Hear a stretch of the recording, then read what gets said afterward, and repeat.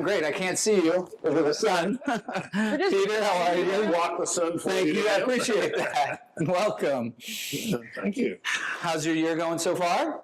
So good. Looks like it's about to get better. Yeah, it's about to get better. I hope you're going to enjoy this. Well, Sure we will. Congratulations. thank you. I heard the news. Yep. Lauren is getting married, or is married. Married. Married. She's married and honeymoon. So Oh my she gosh. says- Amazing. Where was the honeymoon? Chile. Chile. Yeah. That's amazing. It's not necessarily the part that's known for mineral specimens, but beautiful Okay. spot for kayaking.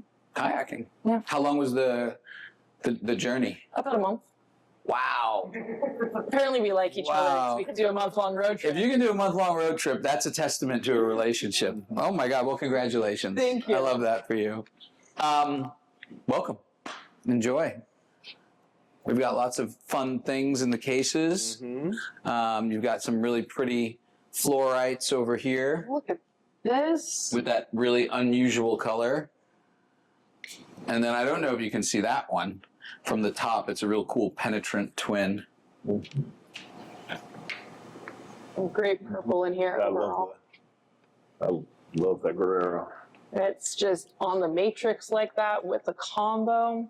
I did a project there over the last 3 years with some local people. I got big equipment in, funded the whole thing, spent a whole bunch of money, and found a whole lot of nothing.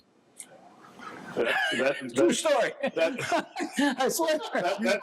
That's about chapter 17 of that. I know. Everybody gets a hook for that mine. They're like, oh my God, Yeah, they could be amazing. Yeah. There's got to be more. I could be the one. Yeah. I was not the chosen one.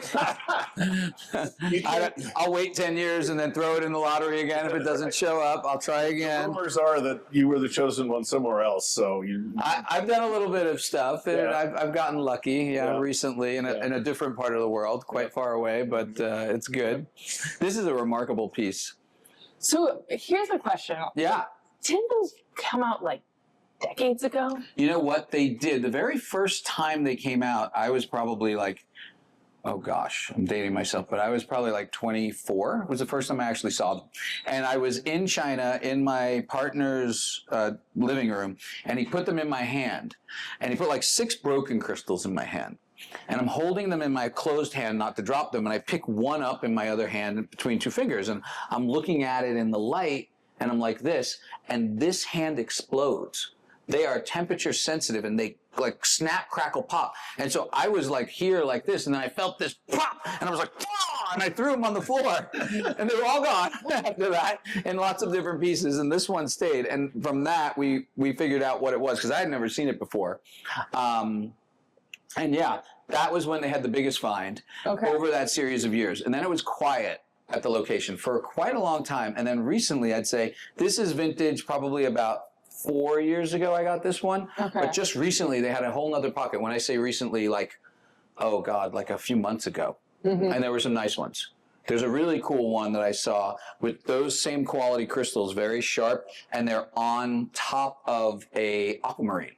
So it's literally sitting on aquas, the classic aquas from this location. Yeah. Small piece like that, but one of those objects that's super efficient, where it just does everything you want in a perfect balance. So Well, that piece in and of itself is fantastic, yeah, especially with that mica association. I don't know what the blue stuff is. I was about to ask, so. Don't remember. Yeah, it's some rare stuff. So It's like that stuff I heard from Mexico, Papa CPI, or Prosopite. that prosopite. Exactly. Everybody loves prosopite, and I don't know if that's any variety. It's a similar color. It's the right color for catenosite, which is another one of those. Catenosite. Another one of those rare prosopites Yeah. There it varieties. is. You don't fully know if you're just making up names at this point. We rehearsed this. So we have more beautiful things here. Azurite from one of our favorite places. Yeah. Chalcosite's also beautiful. And that Bristol chalcosite. Yeah, you know, I can't believe I haven't sold that. I've had that for so many years. And I'm pretty sure every single time we've ogled over it. Yeah. Because it's amazing. It makes no sense. It's such a classic. Man. It's a just- super it's- classic. yeah. They're impossible to get. It's one of the nicest locations in the world for the species and the contrast with the little calcites. That just someone will figure it out. Hopefully, sooner or And later. in the meantime, the rest of us are going to enjoy the fact that we get to come and visit a Exactly. classic. You get to see it all the time, or every year. Great fluorites. I love the illvite. Yeah. I'm as a scar geologist, I'm especially fond of things like illvite. And those yellow fluorites that are on the purple, that one particularly has a good luster on the yellow. Yeah, on the yellow, and so it creates even more contrast with that more matte finish on the purple, Agreed. which makes them stand out. Yeah, the luster combined with the color. Yeah. Has that extra pop. I didn't realize till sitting on the side of this that the purple, the earlier stage is yellow, and then it looks like the earliest stage is sort of a bluish color. Under the purple? Under the yellow, like on the side, there's like a purple and then a yellow, and then there's a bluish color. I haven't seen that before. I didn't realize that. Fun things that you get to figure out Fun things when that you get to see. Yeah, you actually stop doing crazy work long enough to pay attention to your own minerals. There you go. Lawrence Stoller is in our gallery as well this year, and so we're excited to have him. And this is the piece de resistance. Just a few Oh, phantoms. wow. Yeah. So this is really cool. This is obviously, first of all, it's Himalayan, Indian Himalayan. Right? So this is some of the stuff that's been coming out. And I don't know what it weighs, but it's probably almost 200 kg. It's heavy. Yeah. And it is with chloride inclusions, and it's got so many wild things. I don't know if you can capture this kind of spiral. I think it starts here. There's like this crystal that's growing in, and it's got a stress fracture going round, which is, I've never really seen that before. And it's like a helix, but over here, like I've seen it in aqua. And then throughout the crystal, you have the incredible phantoms, and it's just a really beautiful crystal. Lawrence named it Echoes, which is apropos. Wow. Yeah, that helix doesn't seem to have any relationship It doesn't, to the rest right? of the To the rest crystal of the at all. crystal. And there isn't, and you don't have a symmetrical one No. over here. And I mean, there's weird veils over here. There are some veils. If you look this way, it looks like there's another helix here, actually. I haven't spent enough time with this. So I don't know what I wish I understood the lattice structure and how that happens, but. Well, quartz has an interesting spiral structure. The fancy word is enantiomorphous. Enantiomorphous. Enantiomorphous. Enantiomorphous. People are enantiomorphous too. It's right or left-handed. Okay. So it's a question of which direction the spiral goes. So that's not a word you made up either. You promise. We don't. I promise. Okay. I trust Peter. For sure. Enantiomorphous. I learned a word that maybe you guys know. Do you know when a mineral and crystal is referred to as vicinali faces? Vicinal faces in English. In and it's- English. So that's when you look at a big crystal face and you can see little pyramids. Peter And, showing off. I did. I learned about it about 2-3 years ago from Federico, and he said it was from an Italian scientist who named Vicinali, not vicinal. and it's in one of the English. easiest ways to look at a crystal and be sure that it hasn't been polished. Exactly. And what the interesting thing is that I have systematically, like through my library up in my head, figured out that almost all species of minerals, regardless of which they are, that express vicinal faces have wicked high luster, like an unusually high luster. It seems they go hand in hand. And Federico explained some reason why that is, but it was above my pay grade. So I'll have to ask. We'll Yeah. have to. I'm actually going to write a paper about it, because it's something that I've seen systematically, and I think it matters, and people don't know about it. Well, especially the implications there for identifying things that have been altered. Yeah. And as well as seeing whether or not something's had a polish added in. Yeah, but it also tells you something about how the crystals grow, because quartz especially grows with a spiral pattern.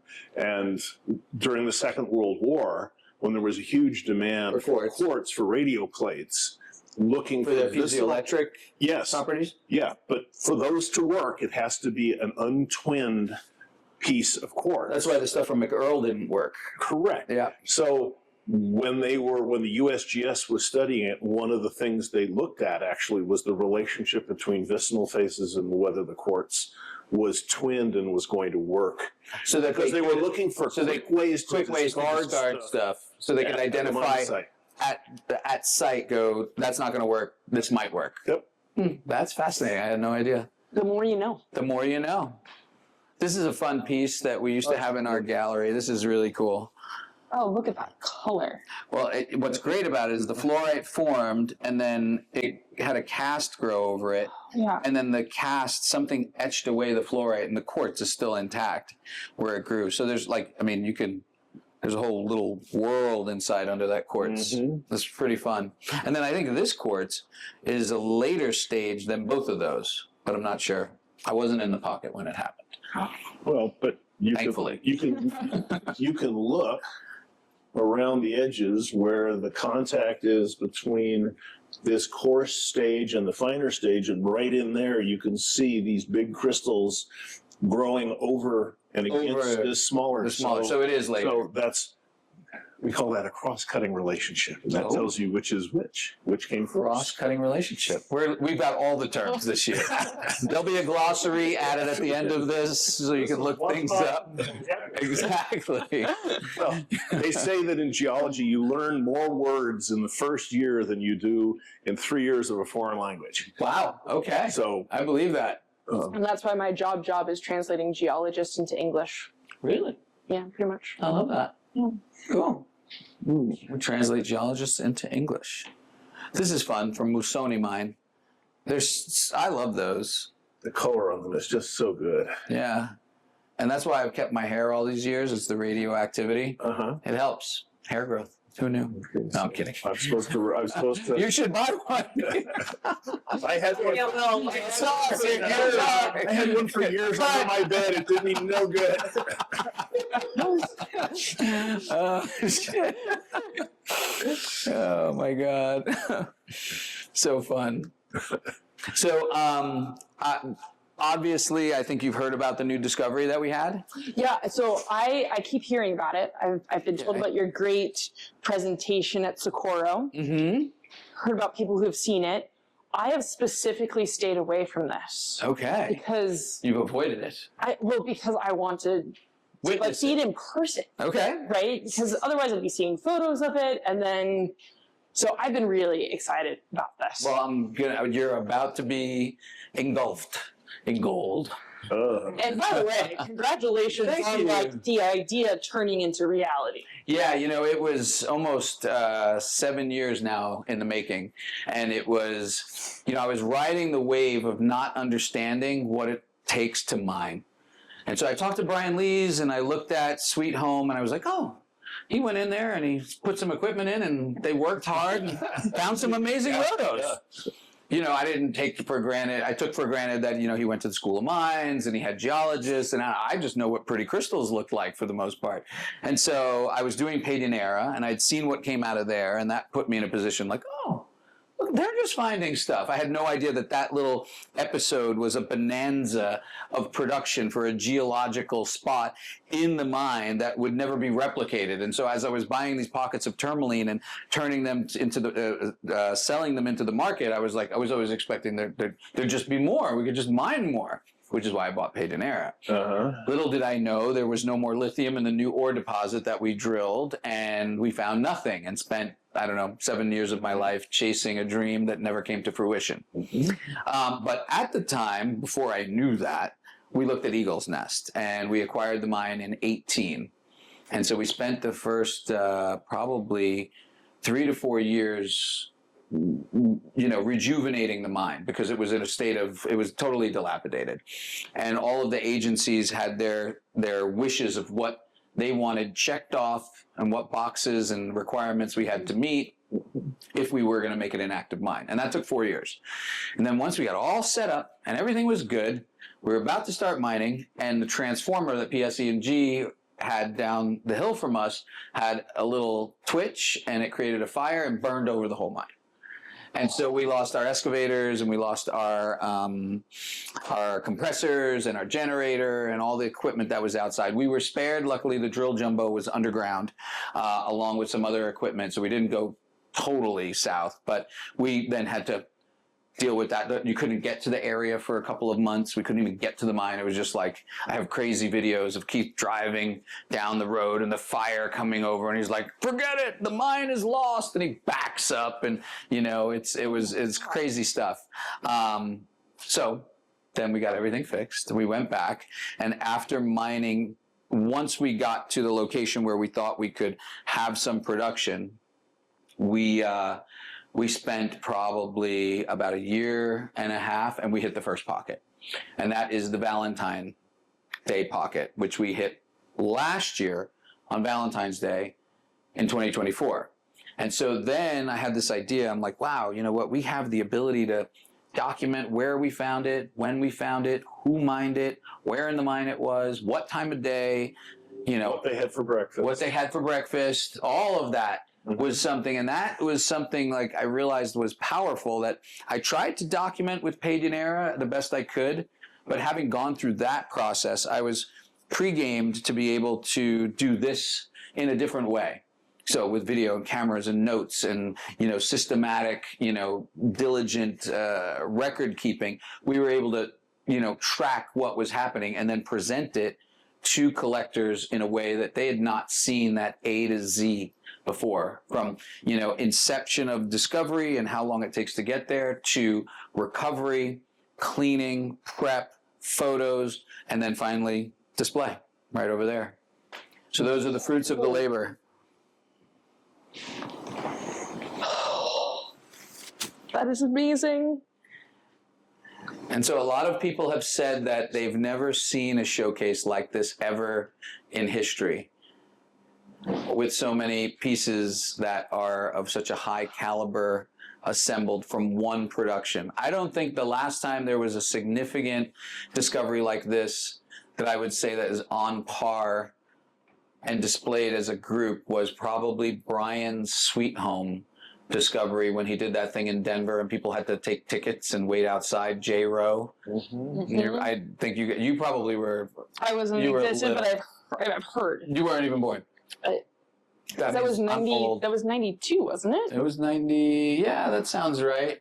Yeah, I mean, I think if you're going to pull that kind of find out, when Harvey Gordon brought out the pyromorphite Same. Bunker Hill, same kind of thing. Same you kind just of thing. go in the room and it's just, oh my Lord. I actually had another one and I just thought about it. And it was when you said it triggered the green pyromorphites the first time. That's what I'm talking about, the greens, yeah. Yeah, oh, mine, the green greens. Chinese greens that I had at the Daoping. I had a whole room of them. I know. Yeah. And you called up one afternoon and said, is Lauren around? And Yeah. I said yes. And you showed up at the house with a whole flat of little busted crystals. And you said, this is for Lauren to sell from her table outside your room. I remember that. And she did that, and then she came back and spent the money on a Sheelite from you. That was the same year you got the Sheelite? The year after. The year after. Okay. I love that. Amazing. But I mean, back to I'm sorry. Like Do you I want me to literally open the have case, like Brian? Is that helpful? this is Monumental. I'm struggling with words, which is not usually a problem that I have, but I feel like these justify it. I mean, what is this like for you to see? You know what? Like, It's an very. idea comes to reality. It's so gratifying, and you know, after our stumbles with Paydinera and the losses we've had there, and after Mozambique, which unfortunately we had some tragedies at the mine recently where we were doing great, and unfortunately some things went sideways, and now we have to rebuild that. That's a whole other story. But to be able to do this and have it to come to fruition it gives you a new sense of purpose, and it also gives you a new sense of excitement. It's a dose of serotonin. You look at them and you're just like, wow, this worked.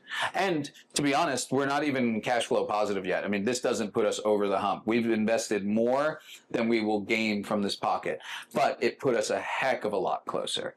And now hopefully Murphy's done messing around with us, and I'm gonna knock on some wood for you. Yeah. let's do that. Let's knock on wood right here.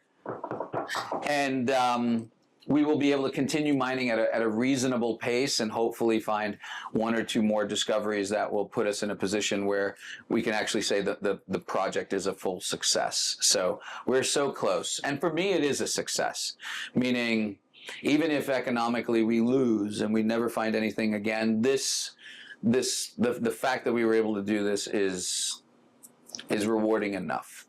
Well, and I'm blessed to be in the economic position that I can do that. Not everybody who does mining can, right. Obviously. And this is another serious chapter in your legacy in terms of, things you've been responsible for bringing into the mineral world, from the King of Kashmir and this and Pedinera. Yeah. I mean, that's quite a track record. Thank you. Yeah.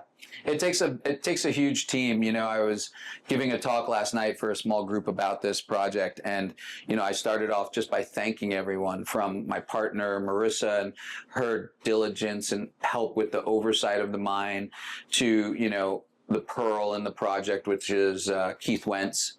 Without Keith, there is no mine. Mm-hmm. You can have all the right ingredients, the right geology, the right potential, the right resources, the right, political environment and the right country and everything that you need. But if you don't have the person who really cares, who's going to be there, who's going to watch it like it's theirs and take it, one step further, then you have no project. And without Keith, you have to have that champion. You have to have that champion, absolutely. And it sounds like he absolutely is. And wow, I mean, my brain is kind of stuttering on which specimen is like. Yeah, a lot of people have their favorites already, and it's been really fun to share with the community. How do you pick a favorite? Yeah, I don't know. People, you'd be surprised. Some people just automatically they just they're go. drawn to They one. just go. Yeah. And that's when you have this much variety. You can actually do that. Peter, Lauren, smash and grab. Smash and grab. Which one are you taking? They have this game. Oh. Peter goes for the center one. That was the one I was originally thinking. I love the makeup. I love the crystallinity. I love the luster and the color on it. Obviously, size has something to do with it. Size does. That was funny. That was a whole conversation last night, and people were like, "Of course, that's the one. Size matters." I was like, "Okay."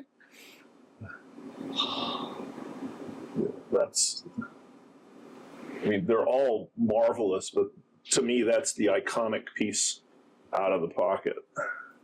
Well, although there's one or two of these smaller ones down here. I mean, this leaf crystalline piece down here with the big flattened octahedra, that's really special too.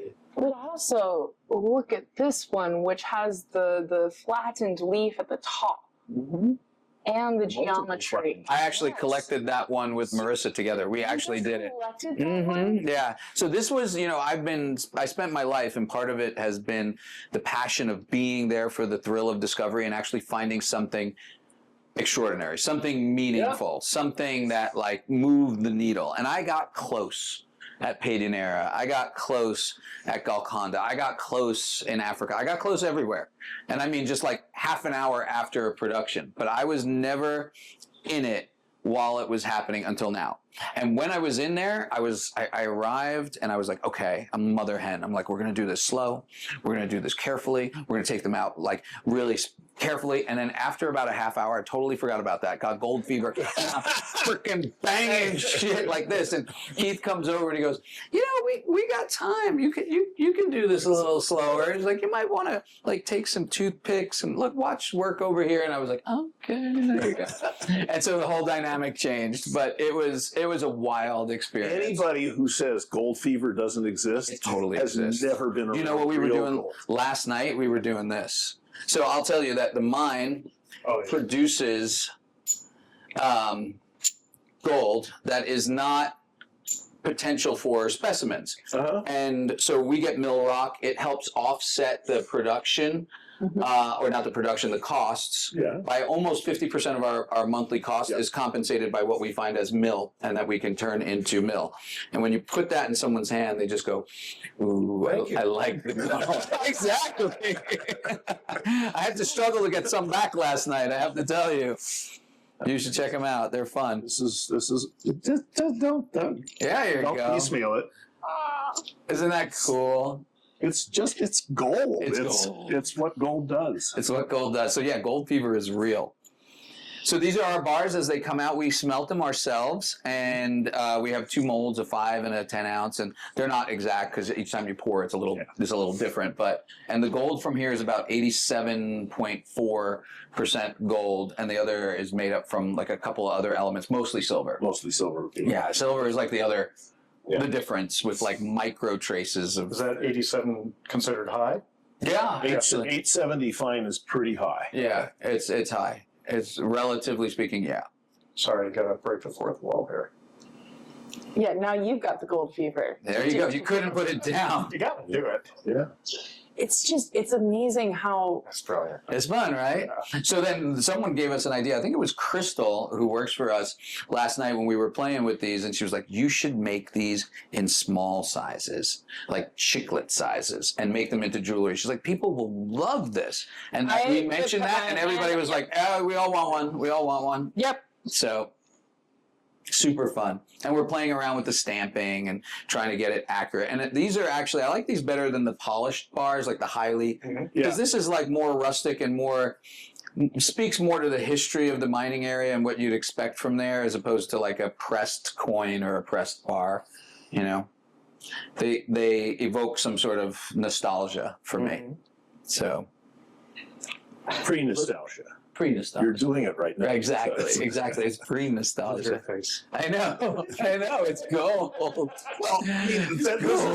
this is what we do. Have you ever professionally. seen what is the duck? What's his name? I used to watch this cartoon. It's Scrooge McDuck when Scrooge he McDuck, yeah, dives into the his- gold. It's the big old pile. When we started this, I understood exactly why he felt that way.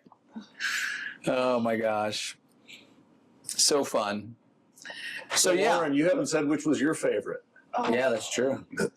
This is getting. I mean, I just actually really like this specimen That one's great. And because to me it looks like an explosion, but simultaneously it's like the scene from the Hercules movie where Pegasus is on his first flight and he's launching through the cloud. There's like a very specific like.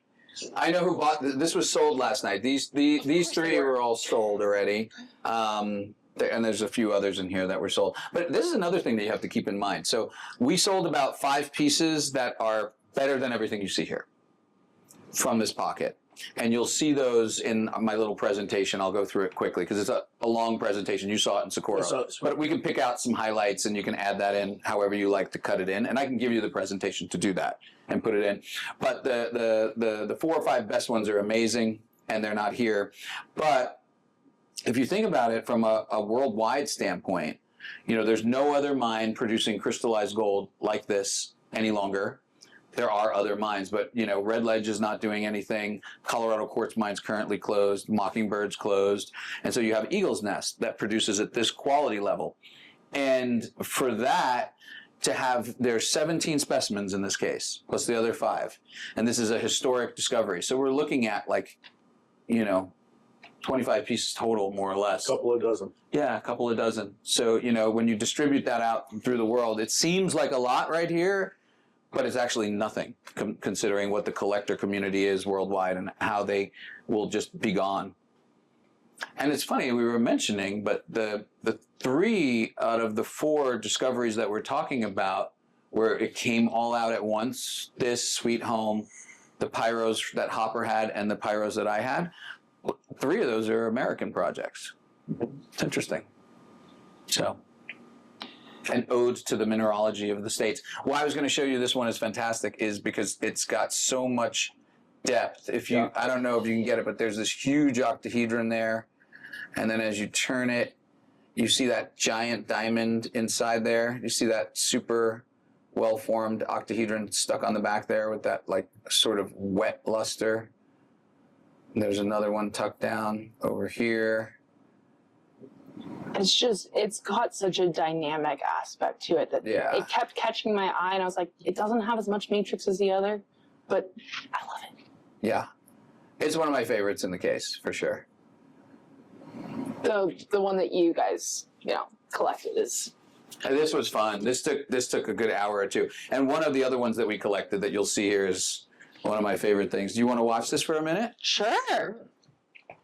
So I'll go fast. This is, that's where we are in the Tahoe Valley in California, just north of Sacramento. That's some info about the mine. That's sort of where we are in the Forest Hill area. That's some of the geology. It takes a minute, I guess, for it to get, or maybe this is, yeah, it's just not a clear shot, but it's bound by two faults, and that's the geologic body that has all of the quartz veins and the contacts.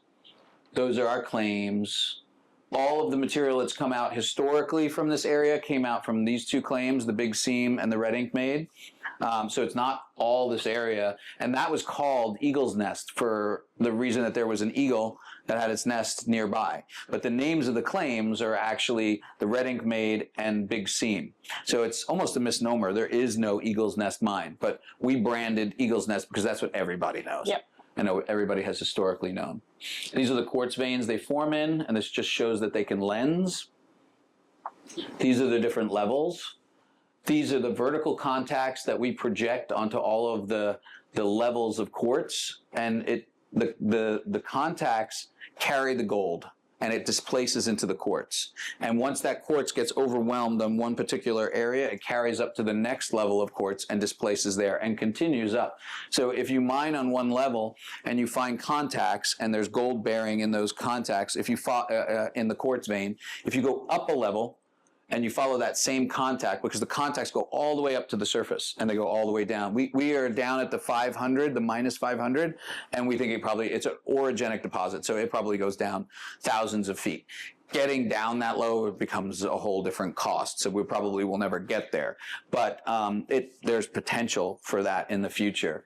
And so when you go up to another level where they haven't mined a particular contact, if you mine to that contact, there's a good chance you might find gold. That's some of the layout of the tunnels. Those are our blasts. So every one of those different colors is a round. We track that. That's the haulage round. And you can see that's quite a lot larger because that's where we brought the drill jumbo in. So we brought it in on the minus 200. And this is where we found the pocket in this round, in 6 and partially into 7. And that was on February 14th, Valentine's Day in 2024. These are the contacts that are coming up. We're looking in an overhead view, and you're seeing the round. That one round is about 10 feet is what we shoot, and this is right where we found the Valentine's Day pocket right there, and you'll see it more here in a second. And this was the vein, and this was the vein, and these are projections from lower workings. So we don't know that that's there. We hypothesized that it's there, and we could see this contact is falling right in line with where they had historically mined. So we didn't mine this area. So it makes sense that these connected. And we did. We proved it. It did connect. So our projections are pretty good. There you can see where we have each of the specimens that were found. So those are the notable specimens. And so we have names for those. That's what it looks like after a blast.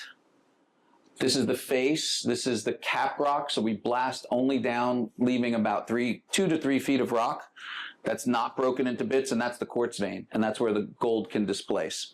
And one of the big misnomers is that all Eagle's Nest gold is etched out of quartz, and it's not at all. The best pieces, and 70% of the best pieces behind you, all formed in little pockets, totally flowering out of the quartz. Which explains the crazy luster. Which explains the crazy luster. And you have everything in between. If you have crazy luster on gold that's expressing itself outside of the quartz naturally, and you follow the gold in and you remove more of the quartz through the lab, sometimes the luster can continue. Sometimes it gets worse. Sometimes it's worse on the outside and gets better when you go in. It's every recipe. So there's no rhyme or reason, but I would say if you were going to put an average, the more it's out, typically it seems it has a higher propensity for higher luster, which is important in gold because it makes a big difference. Yeah. There you can see the floor. Now we've collected the whole thing. That's the seam. We're going to do another round. We keep the seam on the floor and we'll work it out. And this is where we collected. These are 2 contacts that we found. And this was the Valentine's Day pocket and this is one contact that produced the majority of the specimens came from here, and there was one fabulous octahedron that came from there that I realized I don't have a photo of in the slideshow or handy. This is a video showing like the tailings and the mill and how we make the bars. There's some of the pan gold that we get when we clean up. Isn't that cool? That's awesome. I was correcting it, but that was. Oh yeah. Trying to find the remote. I can turn it up a little. Because Keith is funny. So this is, we track how much we get from each round.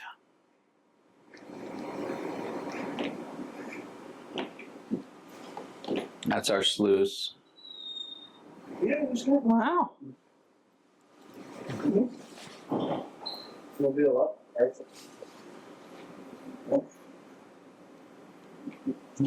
Bulldozers doesn't work like that all the way across.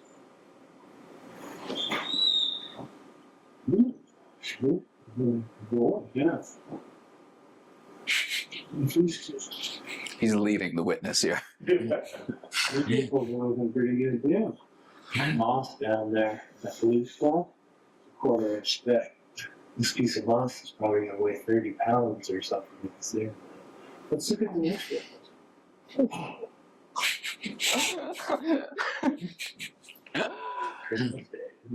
Oh. That is just the most solid, dense pack. Thank you. So you get an idea.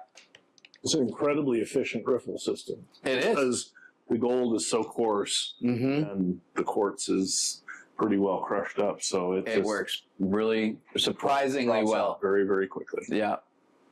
There they are. That's Keith and Don. Don's a miner assayer for 50 years in the district, and he has his own little setup at his home, and he works for us for free. He just loves to play with gold. Yeah. And Oh, gold fever. gold fever, Yeah. exactly. And there's some bars that we put together. Another little stack, and those are the ones that you saw in there. So this is the discovery of one of the pieces that's not here. Straight to the mill bucket.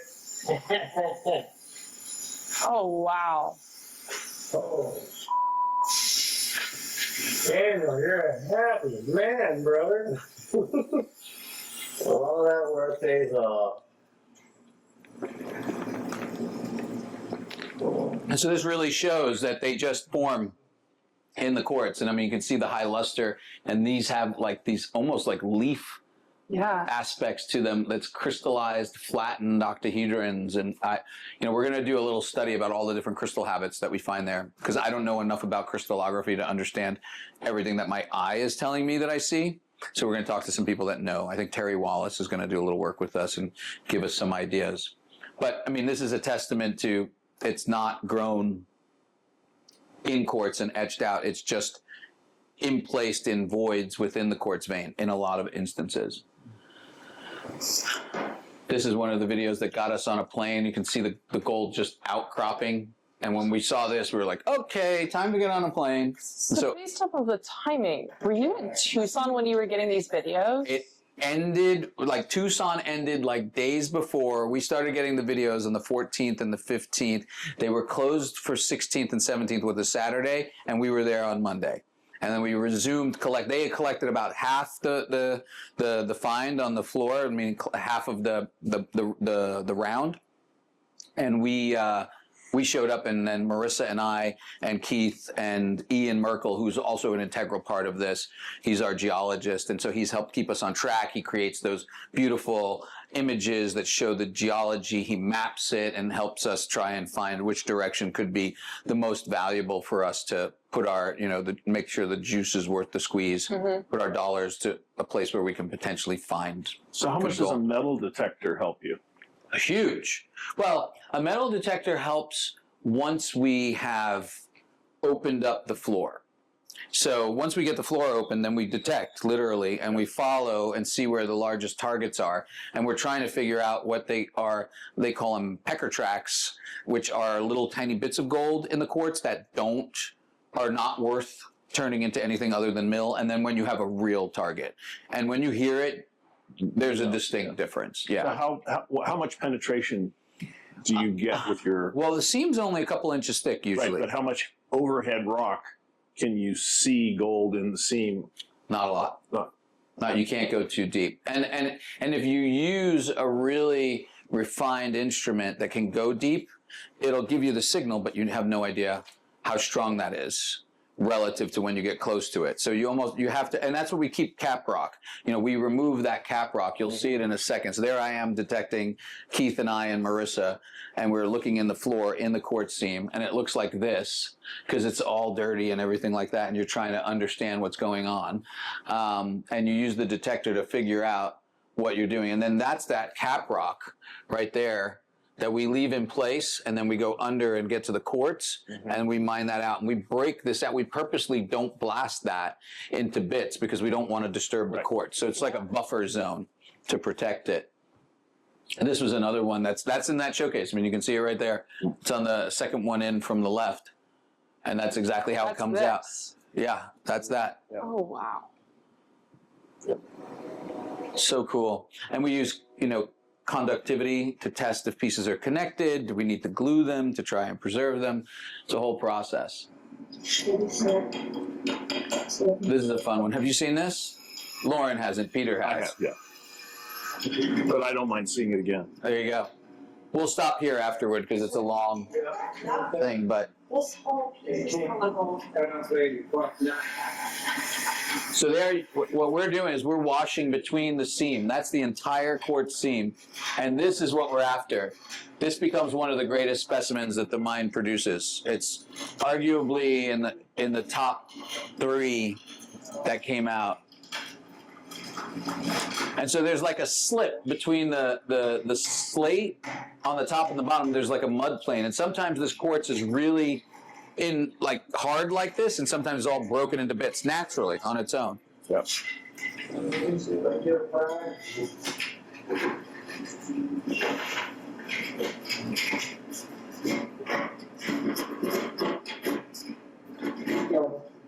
I was going at this. This took about 4 hours to get this piece out. It was the last piece we collected from the pocket. It was the end of the day. We were all exhausted. And I said, we're not leaving until this is out. And I started to get impatient. And I just started wailing on it. And again, Keith, man comes to reason. He's like, oh, so we've reverted to just brute force now. Okay. He's like, why don't we try some wedges? And there you go. So that's getting it out. And there's Keith. He's about 6'4". And so this whole piece is almost 3 feet. And it's all for that little spot right there that we can see. And we can see other aspects of gold inside.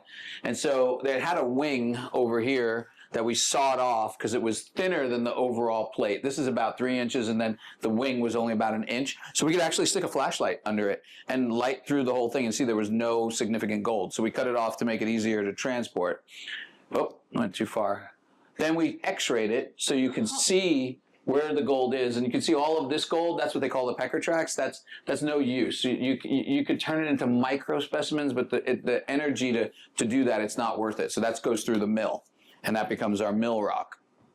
And it's A-grade mill rock because it's relative to the quantity of quartz to the amount of gold. You're getting gold mines would love to have that ratio. I would love to have that ratio en masse, but we don't. We don't produce that much. We probably produce maybe a ton of ore material a month. So, and we can get between, probably 20 to 50 ounces a month from that 1 ton. Anyway, so here you have the piece right side by side, and then here's the process of bringing it to a specimen. We protect the gold itself with wax, so it gets covered with wax. We start to work on the matrix, sawing it away, cutting out bits to make it smaller and proportionate. Here it's really starting to take its shape, And you can see these are actually formed quartz crystals, terminated crystals in here. There's a bunch of them there, etc. And the piece is now in the position that we want it. We removed the back overburden. And that's what it looks like when it's done. That's one of the world's great golds. The level of crystallization, the isolation of the crystals. Look at that crazy. It's just, Yeah. these guys, Just wild. And the luster. and the fact that it's on like nice quartz. Mhm. Just, Yeah, it's a little pocket. It formed in a little tiny pocket. There's little crystals in there. And if you had it in your hand, you'd be like, wow. So yeah, it was a very rewarding project.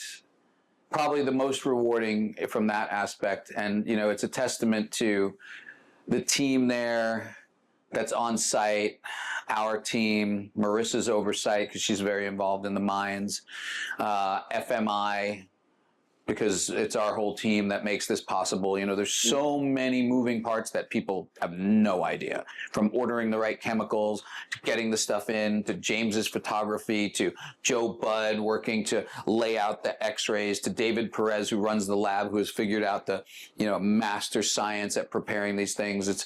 There's so many people involved. It's a lot. Myself, I do a little bit of all of that stuff. It's a task. And to have this year is, and to have all of that turn into, I mean, it just mind blowing. yeah. All right, we can stop here. We don't need to look at any more minerals. Yeah. We're done. Done. Yeah. Mic drop. Gonna need a while for like the tingles to stop and the fingers. And... It was a very fun project. All right. You say that in the continues past to be. tense. It is a very fun project. You're right. We're still going. Sometimes you forget. It's like, wow. I just realized it's in Forest Hill. Mm-hmm. Do you cross the Yankee Gym, the old Yankee Gym Bridge to get there? Yeah.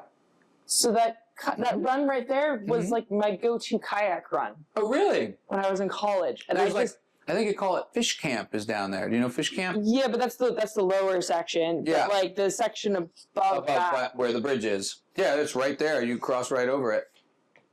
Just think how close you were to all that You were gold close that to you did. All right.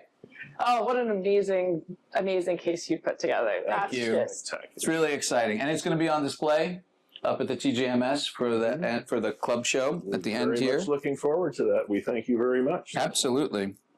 It's It's going to be rewarding just for everybody to get to see it. going to be. I think it's going to be a buzz. I think the amount of drool around that is going to be incredible, and the nose imprints. Yes. Like you can tell how popular an exhibit at the Tucson show is by how many little nose prints you have at this level About that level? from all the little kids, because they Mhm. just Well, and this is going to be in a group of about 6 cases Uh-huh. that are going to include everything from a 90% complete juvenile sort of velociraptor type dinosaur about this big Wow. I to can't a wait to see 100 that. to a That sounds 57 kilogram lunar meteorite, which is one of the 2 or 3 biggest ever found. crazy. Wow. The Hooker Emerald from the Smithsonian. Your golds.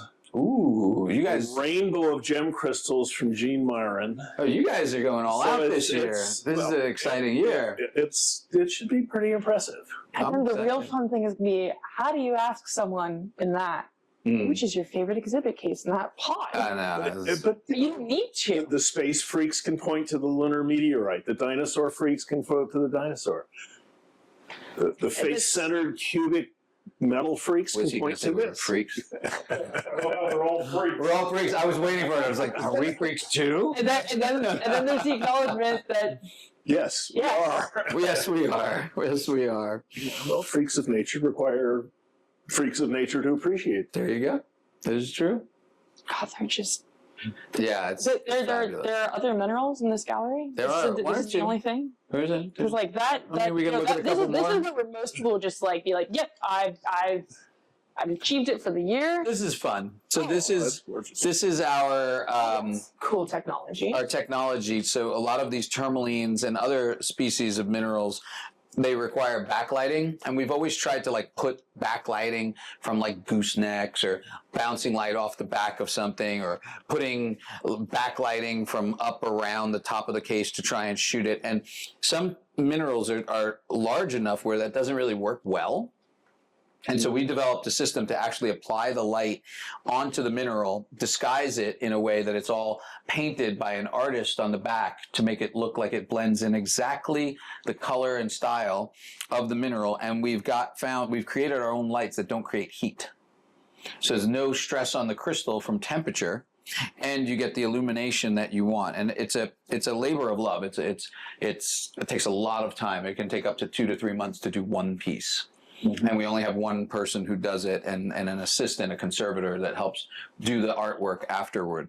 But it's becoming more popular, and it brings to life crystals like this that have this incredible internal color range and beauty that you can't capture easily in a showcase. And so it's sort of the evolution of display for specimens. You know, we are pioneers in developing the showcases here and the lighting, and this is another step in the evolution. And this is thanks to our mount team. Lauren Pineda is the head of that, and her team are incredible at creating mounts of all sorts and lighting. It's impressive. That overall system, I mean, there's a reason why you saw that as a problem, and this is such an elegant solution. It started with a tanzanite that I sold to Lyda Hill for the Perot. I had this big tanzanite that was this big. It was like that thick, and I would show it for a few years, and I couldn't sell it. And the reason was it was a little bit dark, and so to show the light, I would take a flashlight, and I'd show it here, but it only showed that little quadrant. And so I'd move the light up and down, but I could never make it all go at once. And so I had a bunch of collectors who liked it, and they were on the fence, and they didn't buy it because they didn't do it. And I'm like, okay, I got to find a solution. And so I talked with Lauren, who made traditionally our clutch mounts. I'm like, what can we do with lighting? And we did a lighting project for the Eyes of Africa, which Lyda also bought and is one of the main attractions at the Perot Museum now, and where we applied lights to it. And I was like, what if we do something where we make like an armature and we put the lights in it? And that was the first thing. There was actually an encasement with lights in it, and the crystal went into it, as opposed to just putting lights on it. And when we did that, it lit up, and we were like, oh my God, this changes everything. Lyda bought it when she saw it like that, and she had passed on it the year before, and then she put it in the Perot, and then that whole community was like, why didn't you sell me that? I would have bought that in a hot second. I'm like, but I offered it to you.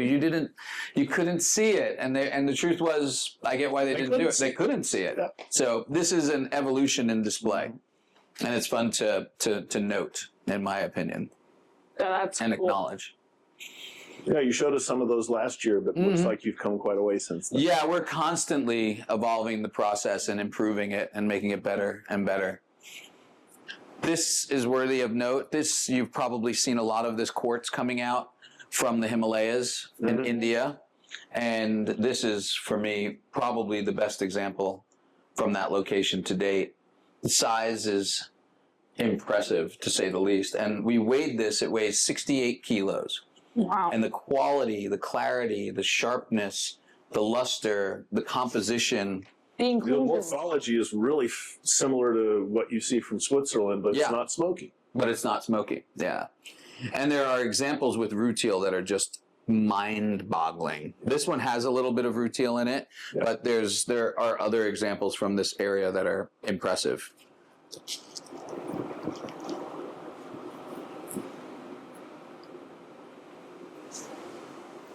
And your usual collection of Our little miniature sweeties. case, always have to have the little sweeties.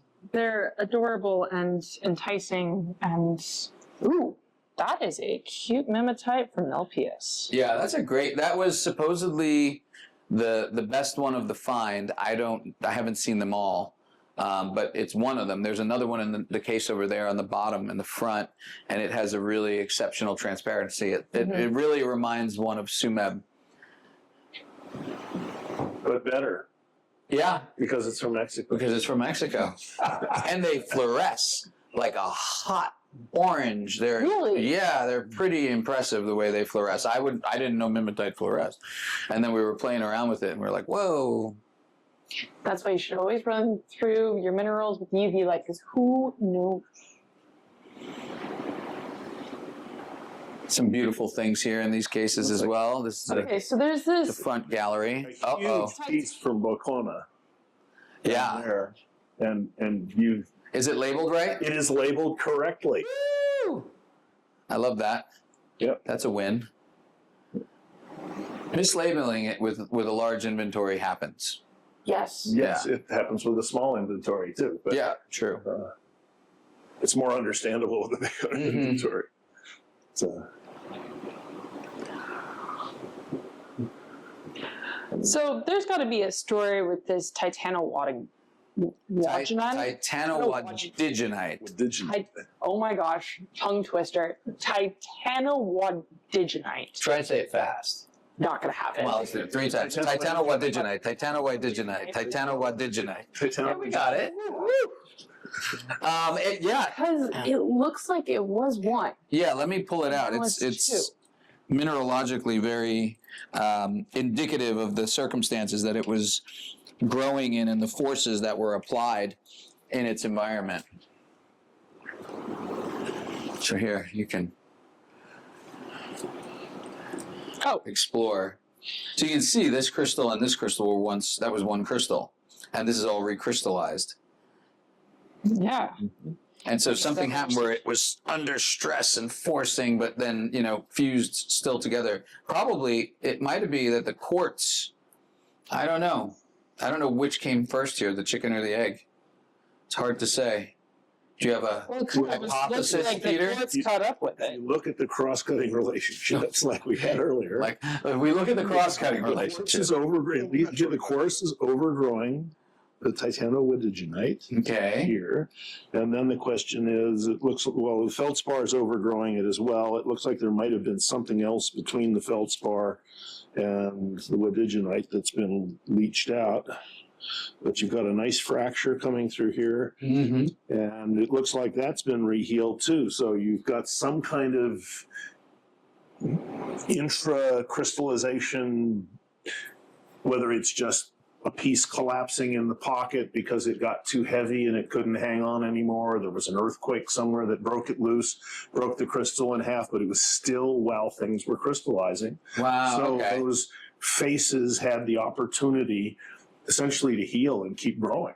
Wow, okay. If you think about it, that's where floaters come from, because things don't grow in a vacuum. They grow attached to something, Always? fall off. Well, there's They some don't precipitate there's- just in there's fluid There's and some then argument about that. There's some things that probably grow in a gel, and Okay. then of course you have evaporites that grow in mud. Okay. But in a situation like a pocket like this, you know, that's probably growing into free space, Okay. and then there's damage, and then it gets to keep growing.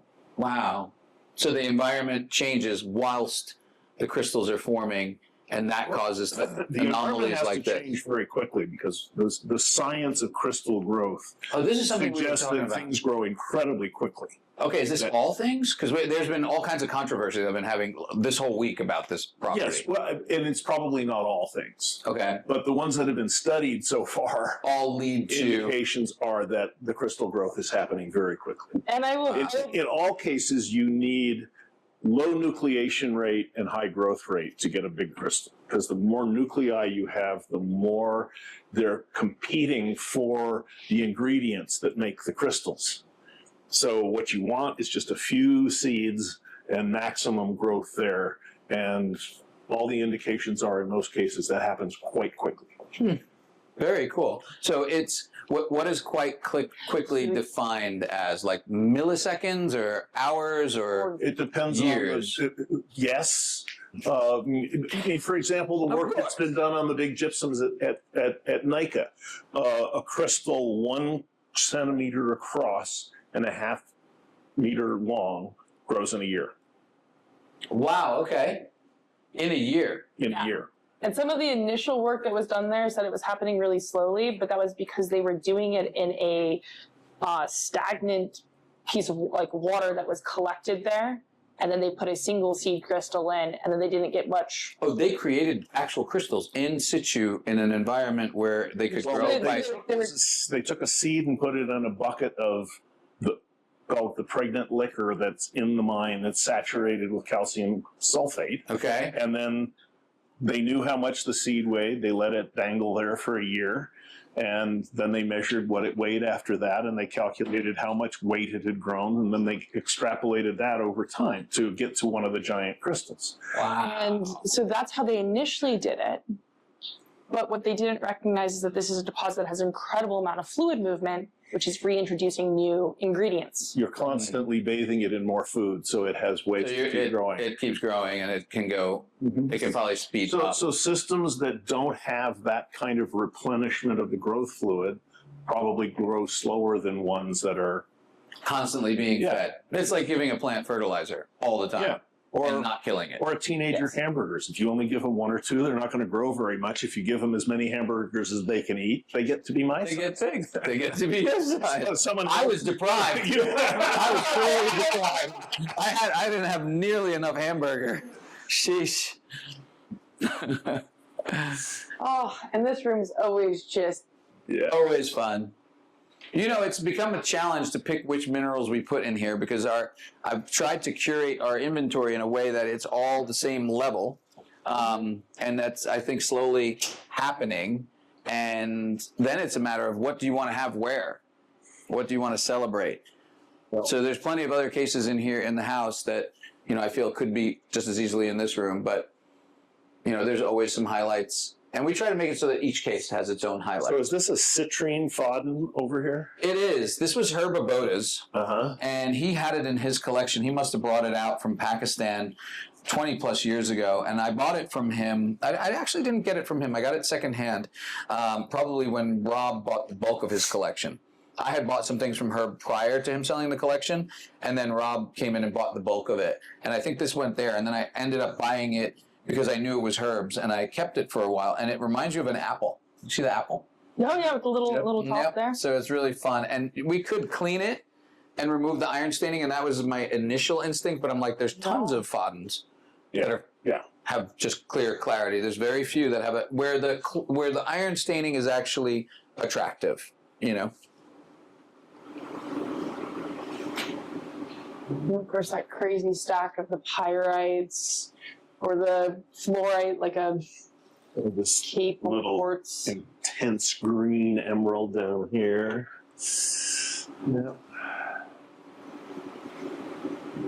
Another one of those fantastic Indian specimens. The only trouble with this room is that by the time we get here, we know what's coming next. Oh boy. And so, as good as these are, we know.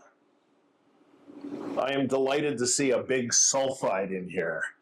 Oh. Pyrite and sphalerite. I mean, they're not really in fashion at the moment, but that's a magnificent piece from Wansala. Studded with sphalerite all over the pyrites. It's just good stuff. Starburst amethysts. Another one of Daniel's torbernite.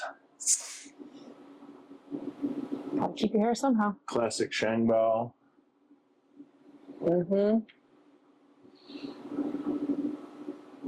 I love the luster on that malachite up at the top.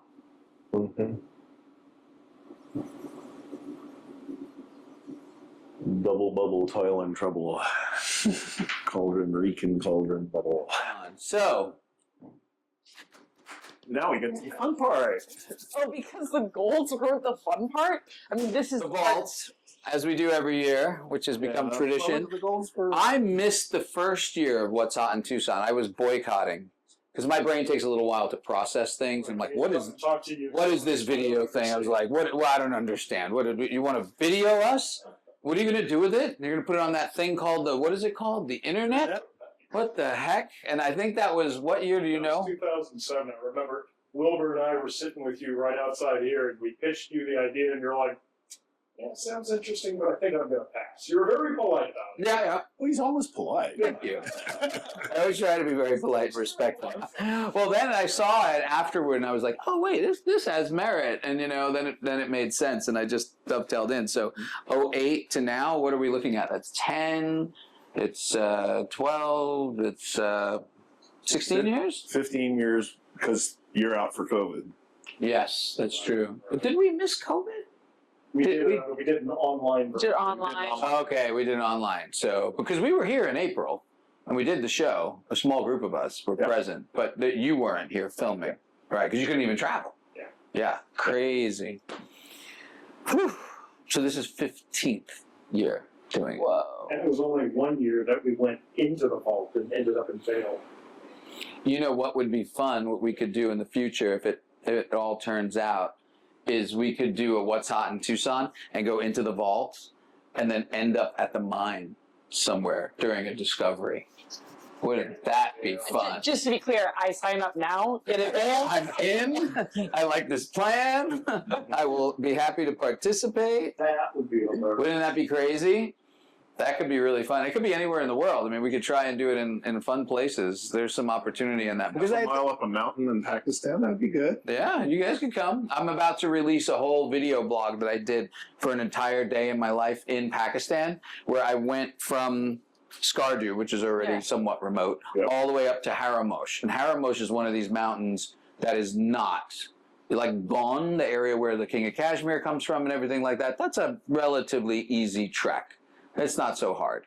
Once you get there, it's not very hospitable, but because there's not a lot of living quarters and amenities and things like that. But Haramosh Dasu is a whole nother level of like remote. It's going back in time, literally. It's wild. And so I tracked the whole day from morning all the way back to the hotel, and I bookend it with, you know, a negotiation, a failed negotiation, you know, like go seeing the mountains, understanding where these things come from, the conditions. It's really fun. That's amazing. Yeah, so it's going to be released in like 14 segments that are all like a minute to 2 long or 3 minutes long. Whoa. Perfect for Instagram. So you saw a teaser one. Right, right. And so those were the teasers, and the team's almost done. So, all right, you want to look at some stuff? Yes, please. Let's do it. I don't know what we're gonna find. All I look at is a bunch of white boxes with a bunch of numbers on it until I open the flat. So, I just know I thought about putting them in there. Okay, cool. So for starters, we've Pink got poker chips. pink poker chips. Oh, where's my UV light? Yeah, I don't have one handy. Those things go hot pink. Do they? Oh, they Oh, yeah. should, yeah. Oh, let's see. I've got a handy UV light right on the table over here. Especially if it's shortwave. I don't know if it's shortwave or long. I think it's shortwave. None of those. Darkest on steroids. Well, I love how you have this paler color, and it's the strawberry ice cream sandwich. All right. The inner layer is significantly gemmier. Oh yeah. Yeah. There you go. It's like a pink orange. Mm-hmm. It's orange. Yep, so if you want to get technical, most of what's doing that luminescence is manganese. Manganese. And manganese gives you the orange. And a little tiny bit of lead activates the fluorescence and pushes it a little more in the red direction. And then once you get enough of it, it's almost like Hot pink. hot pink. Like, So almost there's enough, like- if there's more lead content mixed with the manganese, it presents more red. So the way Red I forward, describe opposed to orange it forward. is manganese is the ultraviolet luminescent activator, Okay. and lead is the sensitizer. So it's Oh wow. the lead is what's pushing you. So it's the activator and the sensitizer. Mhm. And then you Amazing. have the inhibitor, which is iron. Iron. And you Iron is the inhibitor. Yeah. Yeah. Wow. You don't have any of that to deal with. In all instances. So if iron was present, we wouldn't see the fluorescence. Probably. It could inhibit it. It might not eradicate It it. would depend on whether the iron We're was getting really. depend on whether This is like- This is crazy. We should be playing Scrabble after this. Shit. The inhibitor, the activator, the sensitizer. sensitizer, and the, what was the last one? We had 4. Well, the quencher. I mean, the Oh, there's a quencher. Yeah. I'm sure. I think that's a 5th. We missed one. This is the little brother to the other one, and it has the same. This one doesn't need all of the Because backlighting. And if you look at that, that is super brilliant blue cap. So this is the Antigalus pole, and that's the analogous pole from this pocket. And this is the first piece that I have from this pocket. There'll be more coming. And you can see it's totally included in the quartz. But the ones that are totally exposed from this pocket and that are more robust of the Antigalus are like the bluest blue caps you could ever imagine, on par with Pala. Wow. Yeah, they don't have the size or the power that Pala did, but they are so similar in color. And you can see this also likes backlighting very much, and you get to see that whole transition of colors. With that, with the limpid quartz there too. Yeah, it's beautiful. That's a good warm up. Check this warm up.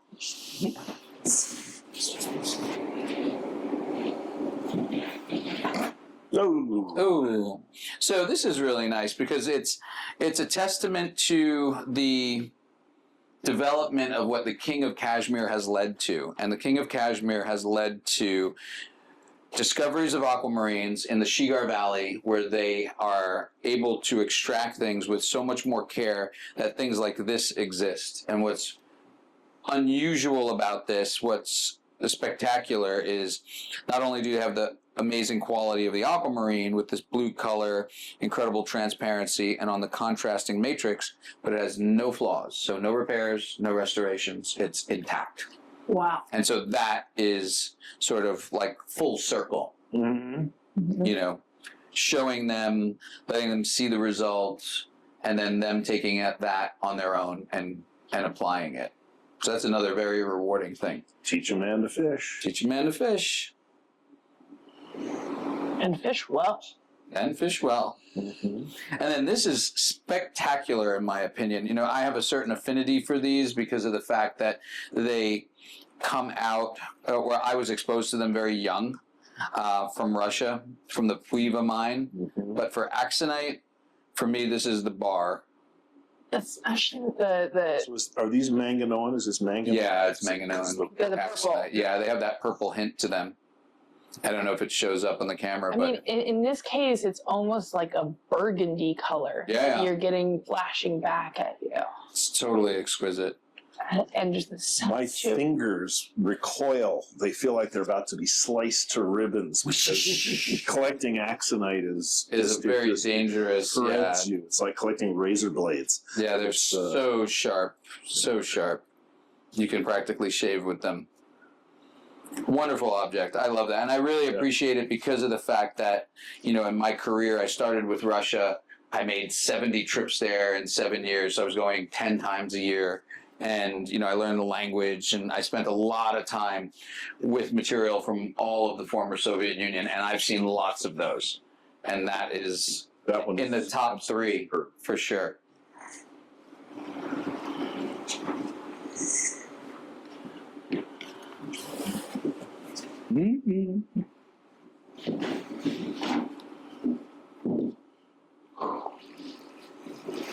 Swiss Gwindel, always lovely.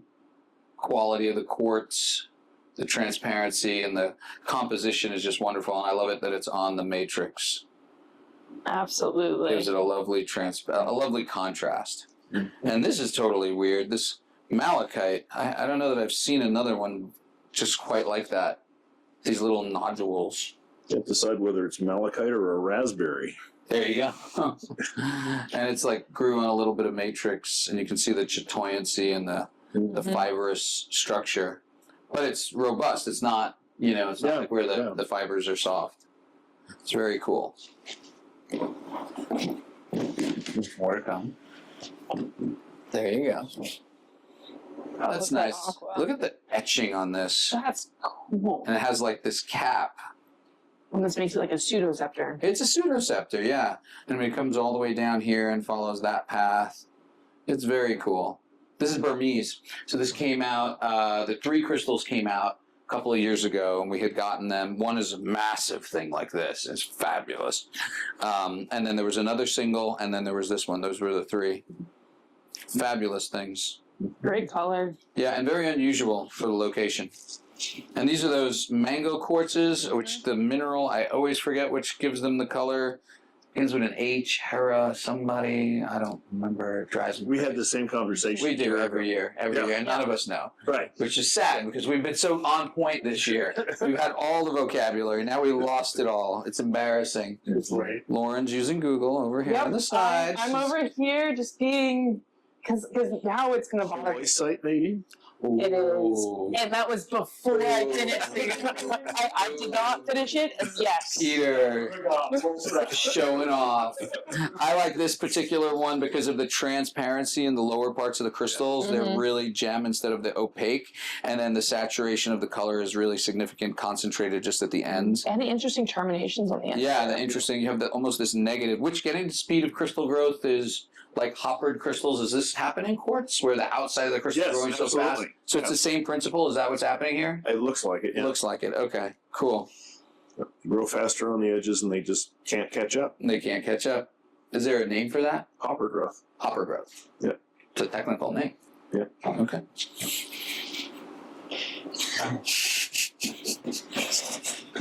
Yeah, technically, it is a technical name. All right. I'm a little punch drunk, I have to say. Oh my gosh, look at the pink topaz. Yeah, that's Sorry, that's a pink topaz, that is a pink topaz. and it's large. I mean, that's at least 2 inches, just over, and it's of a really good caliber. On the matrix. Wow. Yeah, that's coming up. I have. There's another one that we have, and if you see that over there, we got to wait a little while for that Okay. one. We're going to share that shortly. But this is a wonderful example of pink topaz from Katlan, and this was a new discovery of sphalerite and galena from Madan in Bulgaria, and the quality of the galena is just wonderful. I love this hoppered sort of hoppered. Is that right? Skeletal. Skeletal works. Yeah. Okay, skeletal works. Crystal habit that the galena expresses, and along with the really sharp octahedrons of The sphalerite. reason why all of these faces are in line, they're all in parallel, they're all flashing. They're all octahedral faces, and they're probably No, but I mean, like, why There's are they probably some crystal constraint because this is it's one basically a big cube. composite cube. Okay. But it's a cool observation. Yeah. And then this is a quartz that's under lots of twinning. I mean, you can see all these additional faces. Whoa. And so I wonder, I try to understand what's going on there. And I don't know. I don't know if that's a Dauphiné twin or if it's some really complex twinning. But look at all of these extra facets that it has. It's just spectacular. And I love that it's grown just like right on the albite. On like And a with this plate. little late, with the with- mic is in there. Within the next Yeah. year, you'll be able to tell because Carl Francis is writing a series of articles on twinning in quartz for Rocks and Minerals magazine. Ooh, okay. He's a major fan of Dauphiné twins, so Locality? This is Tucson, Arizona. No, I'm sorry. It's official, Daniel Trinchillo. I am. Don't give me sleep for like 2 weeks, and I'm like, everything can be possible. It's Pakistan. It's Pakistan, and it's lovely. And it's from Hashupi is the name of the mine, and they easy produce. for you to say. Easy for me to say. Hashupi produces Are we some. ignoring that aquamarine? I'm sorry, 'Cause, like, I'm sorry. I realize you Lauren. have a lot of them, but like that's just Darling, wow. the little quartz growing right on the tip. And the termination at the top, I mean, look at With the the- clarity. the clarity, but also matte, totally. This is a systematic feature that I see on aquamarines from this region. Not systematic like it's on all of them, but it's common that you have this matte finish on the facets or the additional bevel faces on terminations of crystals, and then the flat, very lustrous one. And obviously you have all iterations of it where you have them. Sometimes they're all glassy, sometimes they're alternating. I've seen all kinds of fun combos. And then it's so freakishly gemmy that you can entirely. I mean, Yeah, you you could steal your fingerprint through it. Yeah, absolutely. No double refraction though, so we don't have calcite going on. But No. The structures are on for that. yes, it is. Or you want to tell us about that? You just accused me of showing off. It's true. It's fair. It's fair. You can hold back, Peter. You can hold back. There you go. You gotta admit, it's more fun. You should do this every year. Don't let me sleep at all the day before. This is what you get. Oh. This is another The example. association. Isn't that great with the schorl just growing right through the top? Mhm. I love He's it. An example of cross-cutting relationships. Cross-cutting relationships. See, that shoral grew first. It did. Yeah, because the barrel the aquamarine is overgrowing. Oh, this So it really had to expresses be that there well. first. So the fact that creates the notch. I was looking at this today on a fluorite from Clay Center. And you know those root beer colored fluorites, and it had a notch like that in it, which was caused by growing over the white celestite blade. Right? And so now it like just And it's Yeah, kind of got like its name in my mind. So they were interfering with the growth of that second species. Got it. And so the aquamarine is later than the schorl and the albite. Yep. Do you have any guess of the difference? Like how much later? Like milliseconds or like a couple of million years? Probably hours to days. Hours to days. Okay, that's fair. Wild. And then a classic large manganite from Harz Mountains in Germany. That's pretty cool. Beautiful. The luster in that thing is It's freakish. got topography. So many of them are just sort of Yeah, sort of plates that mounds kind of- and no isolation. Yeah. This has some really, it's cool. It has the large crystals and then all the little smaller crystals. Little guys sticking out. It's a nice one. Mhm. Yeah. I appreciate these very much. I think they're a unique discovery. I mean, there's no other manganite location like Not even this. close. Not even close. And so they're coveted. Unfortunately, black minerals are not always in fashion. And people lend to that. But for me, they're It just important. means that when they're out of fashion, that's the time to get them, so that you have them for when they become in fashion. Why are you telling my secrets? That's wrong. It's not good. Now there's going to be a run on manganites. Well, everyone will know where to come. So it's There you go. I bought them all. Oh, This is really cool. So, you know, the recent discovery of Balmont. And Yeah. this is cool. Let's see if this fluoresces. No. no. Hold on, let me get a flashlight to show it a little bit better. And so there, I didn't even know this happened. So I bought a lot of this discovery, a lot of the greatest calcites, a lot of the greatest anhydrites.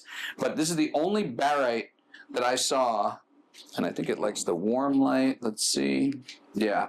So the calcite has a nice soft pink glow, but the fact that it has this barite on top that's totally doubly terminated, you can see that chisel point here, terminated all the way around with these glassy faces there on the calcite is totally unheard of. They called it the tomahawk because they wanted to hold it like this. But I was like, yeah, not a good idea. Because that's way... Look at that piece. So again, another dimension of what this mine is possible to do, Balmont. It's impressive. And look at the size of that barite crystal too. Yeah, and for an American discovery and new, Yeah. it's impressive. Well, it's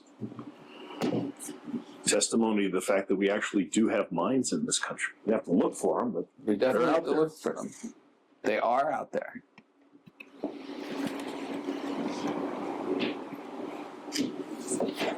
so That's called color. That has some color. Wow.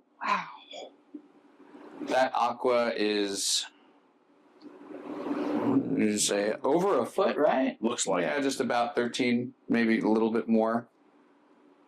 And Beautiful color. especially with that like added little sidecar coming off the side. Yeah. Wonderful crystal. Mm. So you'll see another one that's, you know, makes this look a little small. Oh, Coming up in a little while, so Okay. excited to share that. Micro or thumbnail? Yeah, thumbnail.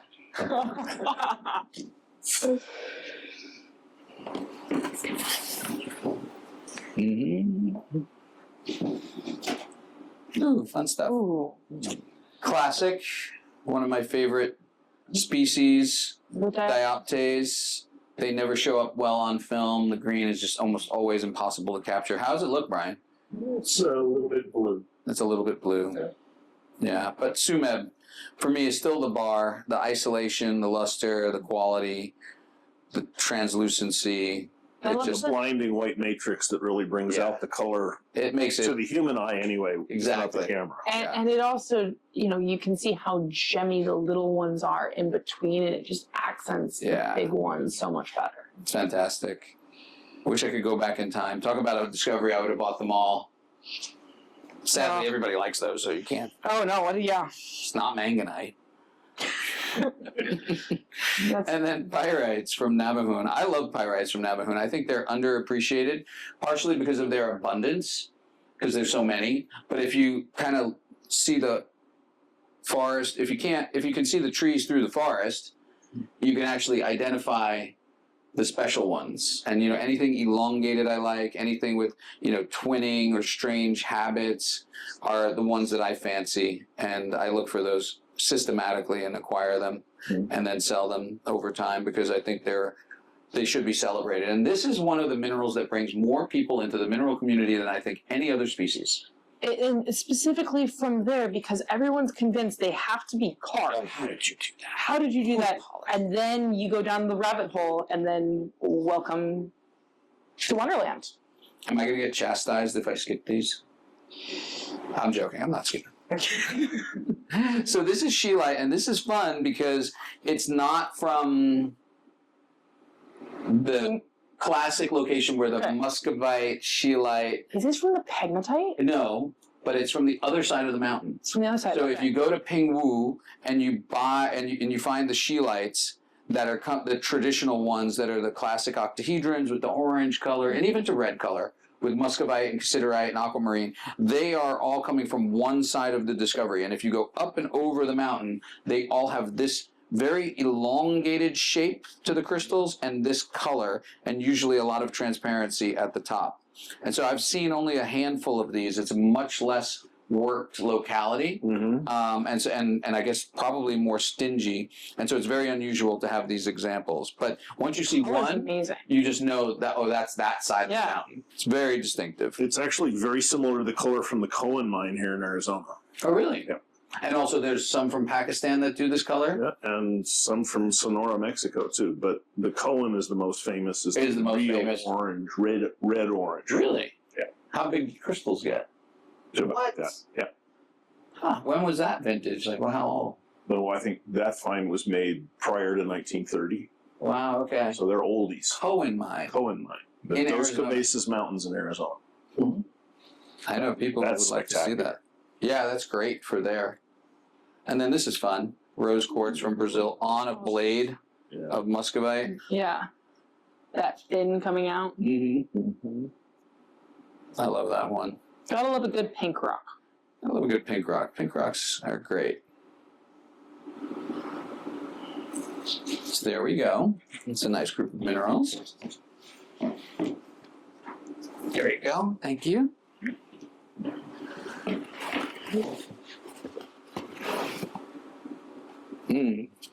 This is nice.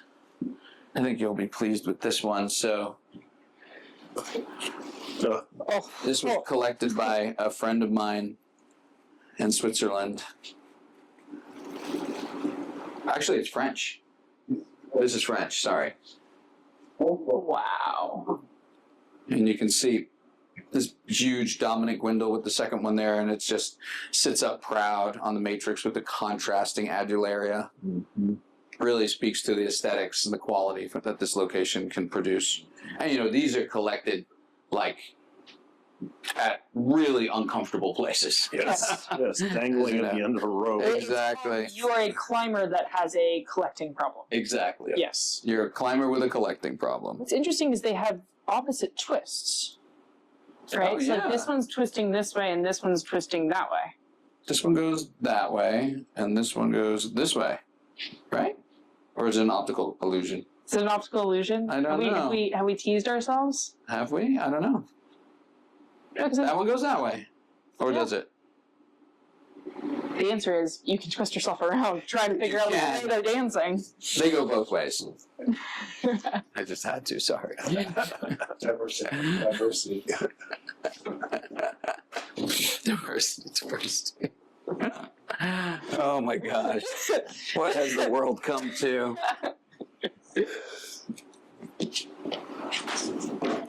Ooh, Ooh, another example. look at how gemmy that is. Garnets.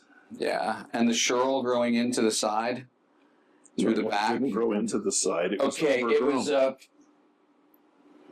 I'm never gonna get this right. It's just I gotta get this. Cross-cutting relationships. My goodness. Sheesh. Well, that's better than cross-dressing relationships. Agreed. Although in today's climate, Oh my. Laura's like, I'm not go. Oh, no. Isn't that fabulous? That's fabulous. And there's just the accent of the garnets. The garnets and the Yeah, shearls yeah. add everything. And it's not a total flurry of the garnets. They're just perfectly. Yeah.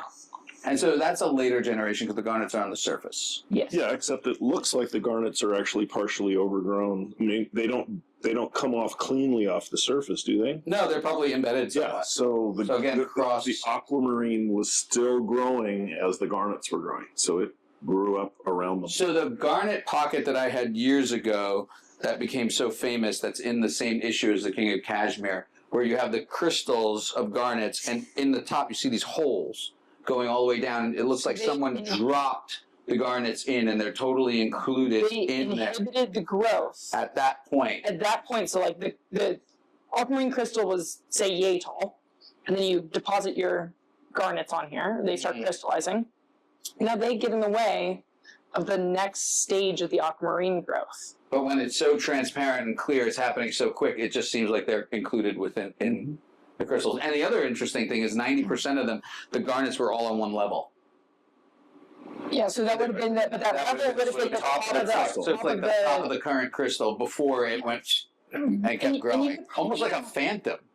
Well, it Yeah. is. It is a phantom that's on a proto-phantom, call it that. It's on its way to becoming a phantom. It hasn't been completely This is sealed off. so fascinating this year. I love this. I need to write all of these things down. You better be taping this. Oh, wait, should I push record? Have you ever done that? Have you ever gone like deep and then come back and been like, Not deep. not deep, not deep. Okay, fair, fair. All right. Ooh, some fun minerals. That's lovely. So totally different habit of gold. Leaf gold from the Red Ledge mine. Mm-hmm. Looks a little bit lighter in color than your eagle's nest, so I would guess the fineness on that is a little A lower. little lower, you think? Yeah. The is that what you use? Fineness is a proper term Yeah, it's, for quantity of gold. 1,000 would be 1,000 fine. That's 100%, or 1,000 out of 1,000. And so Got it. typically when they talk about gold fineness, it's out of 1,000. Got it. This came from the Chesapeake collection, which was something that was purchased by Kirby Sieber, and then he had his gold collection, which Ian is debuting over there. Right. And this was one of the fine pieces from that collection. It's beautiful. It's lovely Know to see that. it this close. The last time I saw it was in Switzerland. Oh, did you? Mhm. Oh, did you actually get to see the collection in situ? Yeah. I didn't. This is one of my favorite things. I think I had this in the past and I got it back. Oh, it's But just so cool. This, for me, is the finest expression of a helix included in an aquamarine in history. And you can actually feel the expression on the surface. Like if you run your finger down, I mean, check that out. Whoa. And in between, there's like recrystallization on the little cracks, and then it goes totally disappears at the top and becomes a whisper inside. But then when you look on the top, you can see the ring of the last ring. I mean, that is stupendous. And this came out in 1972 from the Americana mine, which I've only found one reference to in literature, but it was also in the Padre Paraíso area in Brazil. And it was bought by the sort of me of then, named a guy named Peter Drexler, And he was an excellent connoisseur of gem crystals and gem rough, and he did cut stones and everything, and he preserved this crystal in his collection. He's like 87 now. He's still alive in Würzburg in Germany, and I was able to acquire this from his collection a few years ago. And it's just, I've never seen the equivalent of it for exhibiting that phenomenon, or not even phenomenon, that feature of a crystal. It tells what's going on. Yeah. It grows in a spiral. Yeah. Internally. Internally, yeah. Fascinating. That's fabulous. that's just a fabulous piece. That's a great story, Rock. Yeah, that's a great story, Rock. Tells a very, Pretty too. yeah. Well, Oh, stories can be pretty. So this is Mexican calcite from Santa Eulalia. Right. which has suddenly been transported somewhere over in Hunan or someplace like that. Somewhere in Hunan, probably the Nandan mine in China. Yeah. And this is where the hexagonal property of these calcites is spectacular. And the luster and clarity. I mean, these are probably my favorite calcites that ever came out from anywhere. And previously it would have been Dalnogorsk, because made my bones going to Moscow and seeing all the material that would come over from the far east of Russia. And Dalnogorsk did produce amazing calcites, but this quality has trumped them. And the finest ones from this discovery, this is of that ilk, are just spectacular. Well, I also Totally love how you end up with these. This whole little world that's the dendrites that are going on inside. Yeah, and then you've got these growth planes on the outside that, by being parallel, Take off right, to your termination, add this extra element to it. Just makes it feel like got like Blade Runner or something. Yeah, it's fabulous. So fun. So beautiful. And then this is an aquamarine from the Shigar area. And here you can see the top is also etched.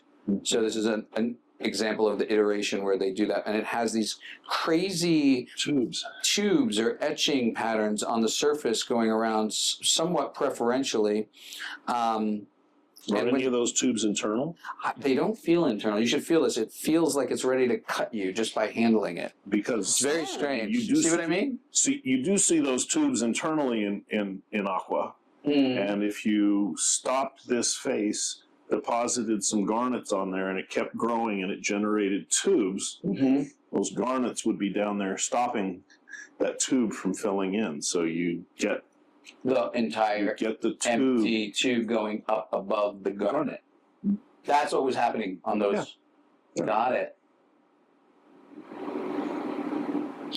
But they feel like bevels, like facets almost. Yeah, they're To your very, finger. it's very strange. Has a weird feel in the hand. It's very cool. And the color on this is fabulous. And it's That's really blue. I mean, which is interesting because this one is actually green in comparison. Yeah. Even though they're both aquamarine. And what's doing that? A difference in iron content or? Yes.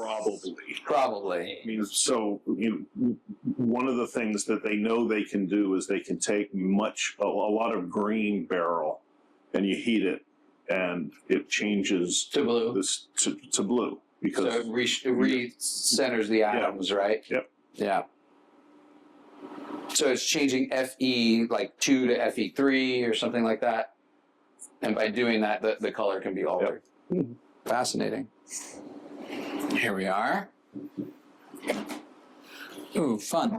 So this is from the Arikonga mine, and it's so reminiscent of Pedinera that it's like uncanny. It's so much the rocket pocket with the two different habits, which was classic in the rocket pocket, the longer antillogous pole crystals that had incredible like water clear transparency. The difference on this pocket and what makes it distinct are the twin herderites. So it has little herderites here and there dotted on the crystals, another one buried down in there, another one there. And so that's what makes it distinctive.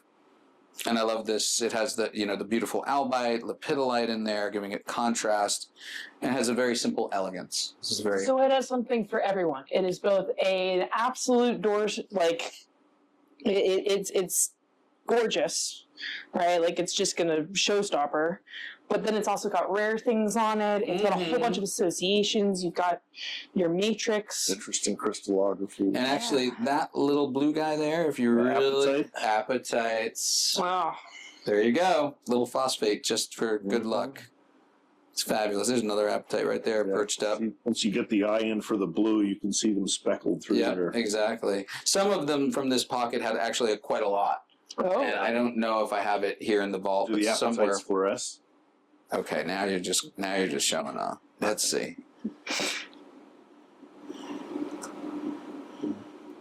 Hard to tell. Let me see that little guy right there. No, they do not. Under that wavelength. Under this wavelength. Fair. I don't have more wavelengths available easily.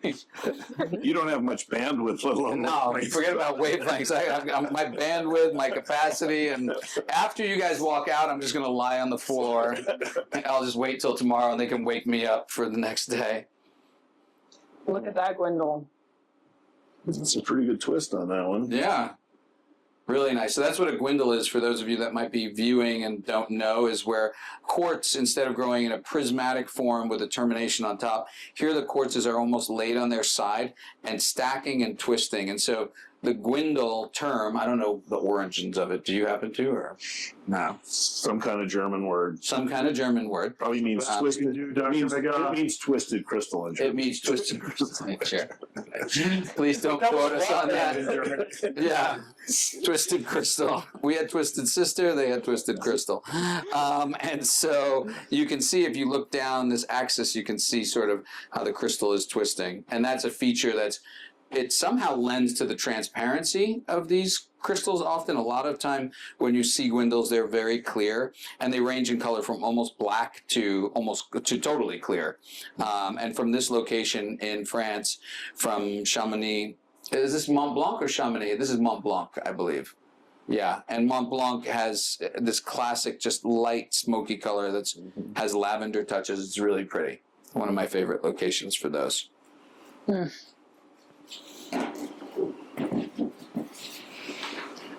Here you go. Thank you. Whew.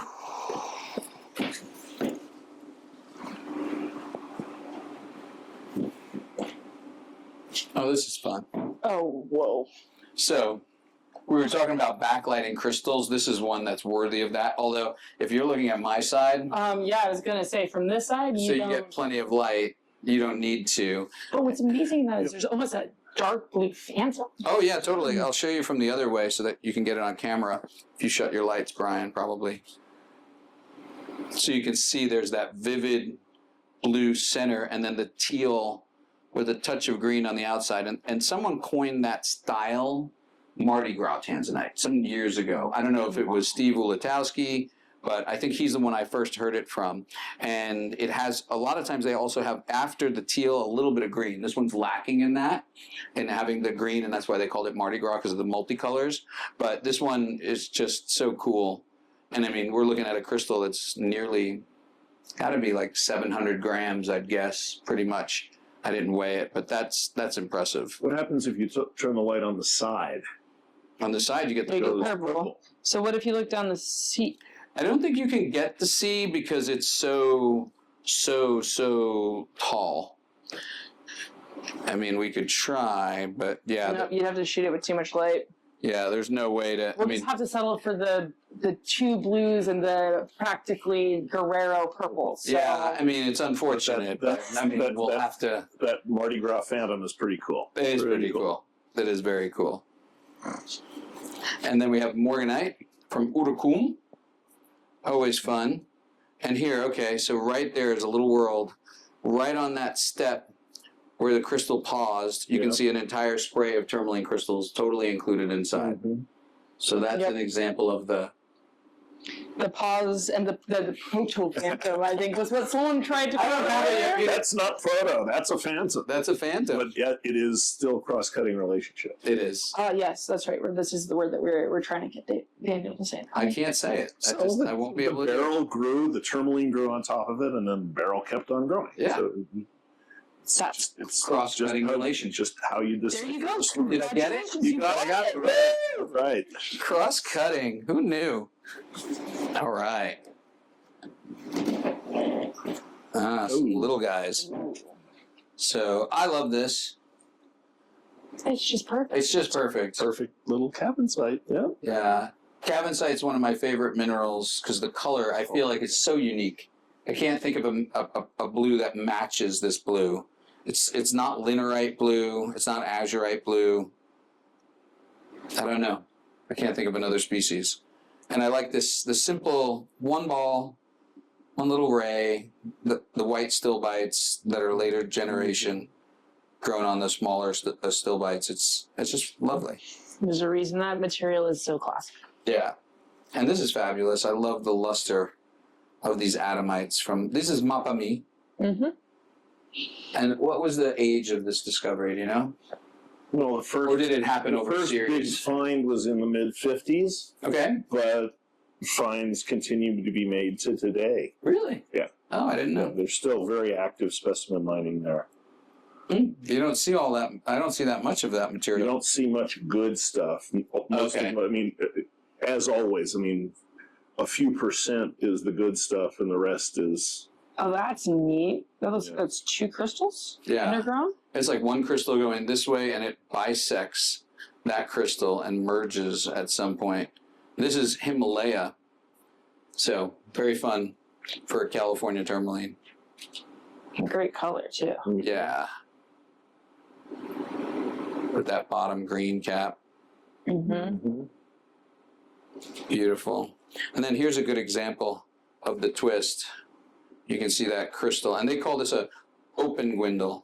And this is like semi-closed. It's open on both sides, but what happens when it's closed is this face of the gwindle, it's going like this, ends in a very sharp line without all the points going around.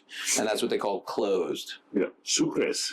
Sucres? Sucre. Sucre. Because there's sucre means sugar, Mm-hmm. French, and Okay. there are little perfectly closed gwindles that look like these little sugar cubes that they used to use in France that have the same kind of tabular shape. Oh, no kidding. And so, Huh. Because I've heard that term, but I never knew the correlation.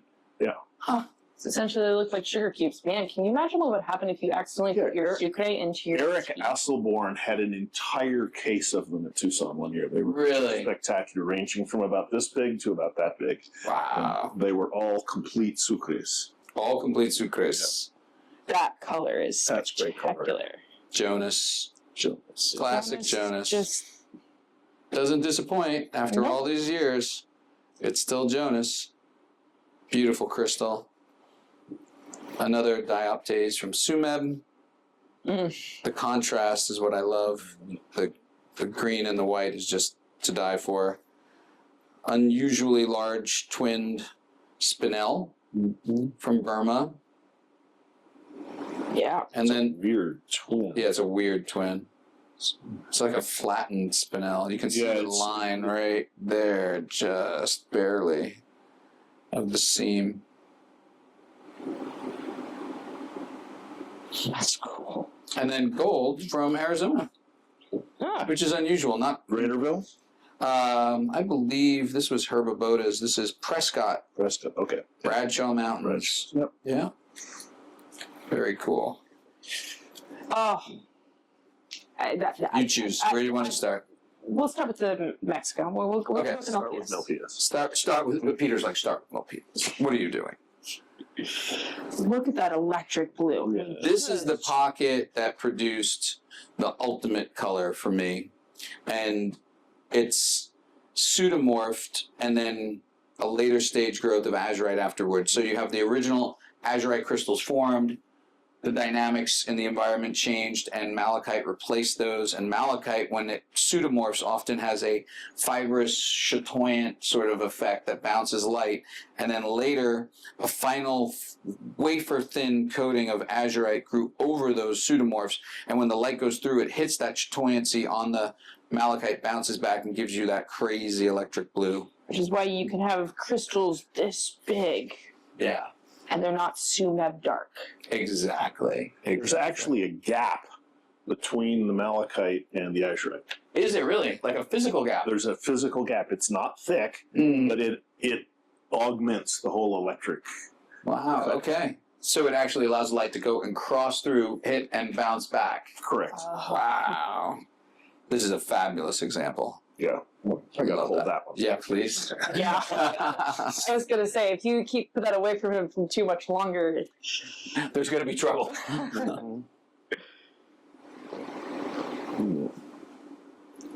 And I got to be careful. Peter had way more hamburgers than me growing up.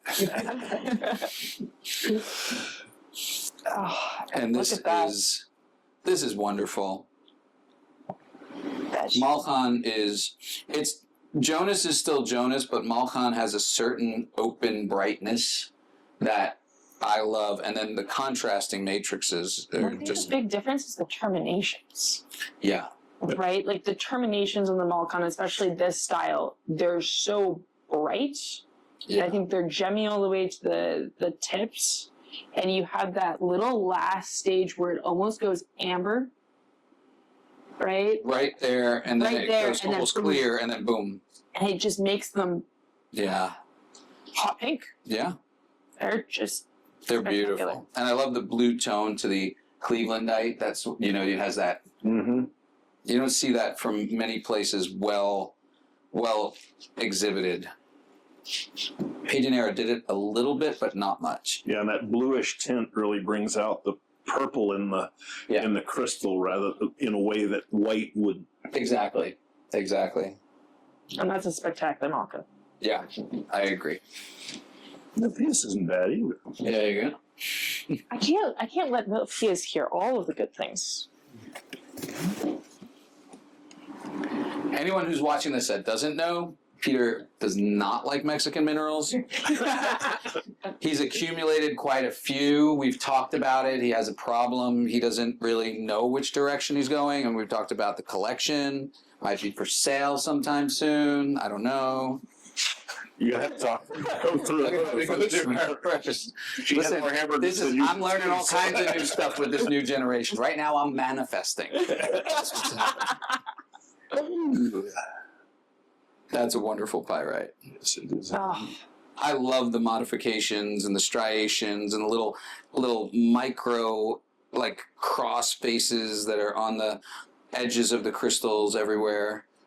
It's and beautiful. with these little sprays and florets of the quartz in there too. Yeah, it's just beautiful.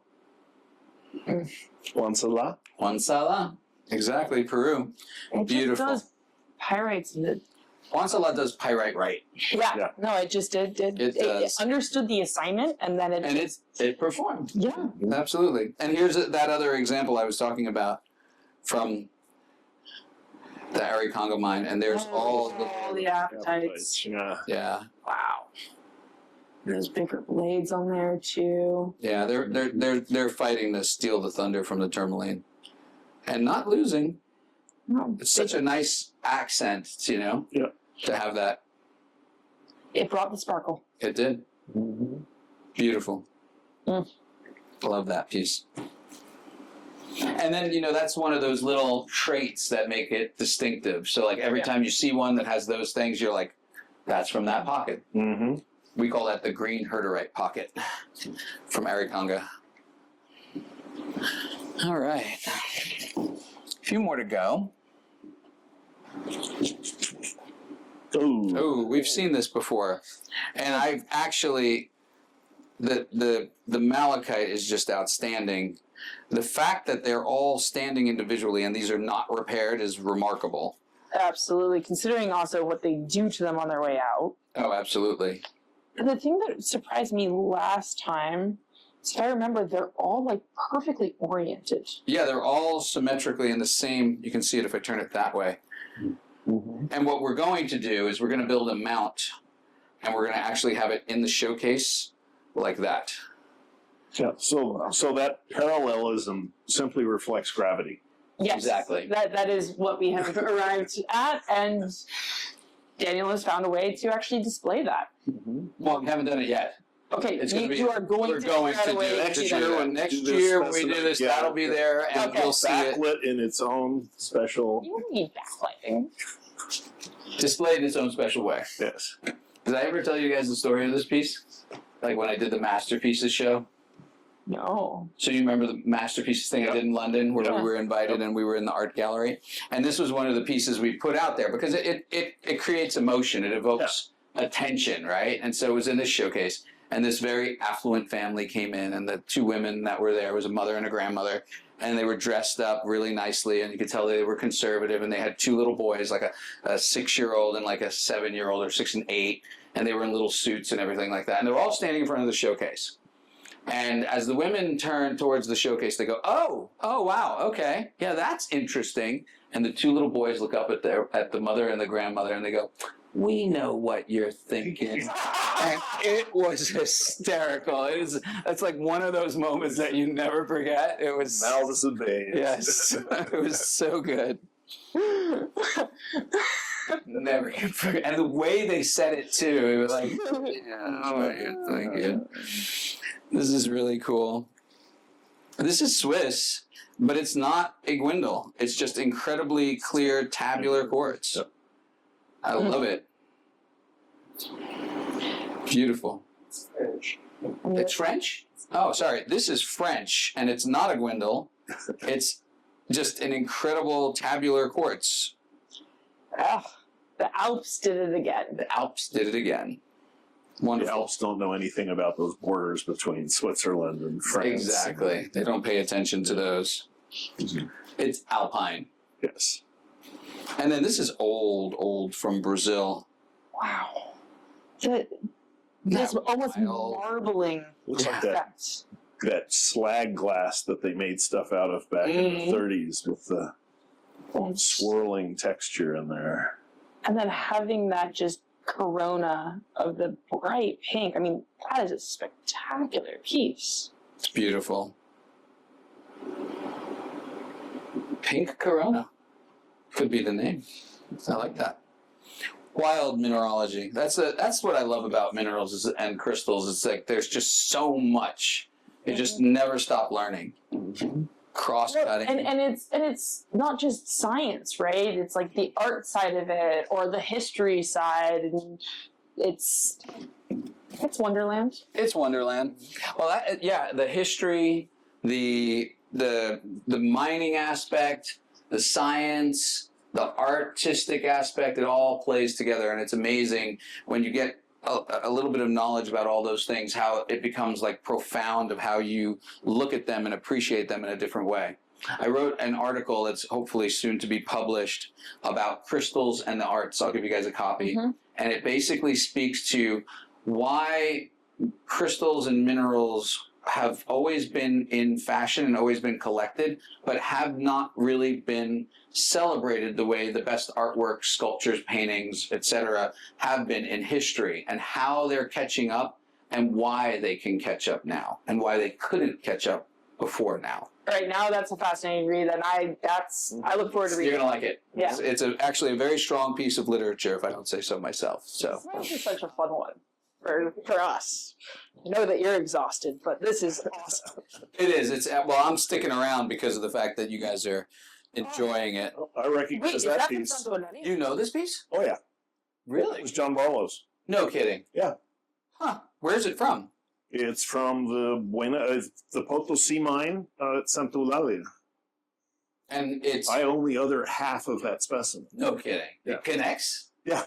Huh. It was a bigger piece of rock, and John came to me. It was for sale across the hall in the Executive Inn. And John came across the hall with this thing and said, what do you think? And I go, it's absolutely amazing. I love it. It needs to be trimmed. And he said, should I buy it? And I said, well, that's not something I can tell you, but I can tell you if I had your kind of money, I'd buy it. And, I was a starving college student at the time. So how long ago is that? Oh, that would have come out in 91, I think, something like that. Wow. And so So John 30 bought plus it. years ago. He bought it, had it 30 trimmed, and then he sent me the piece that was trimmed off.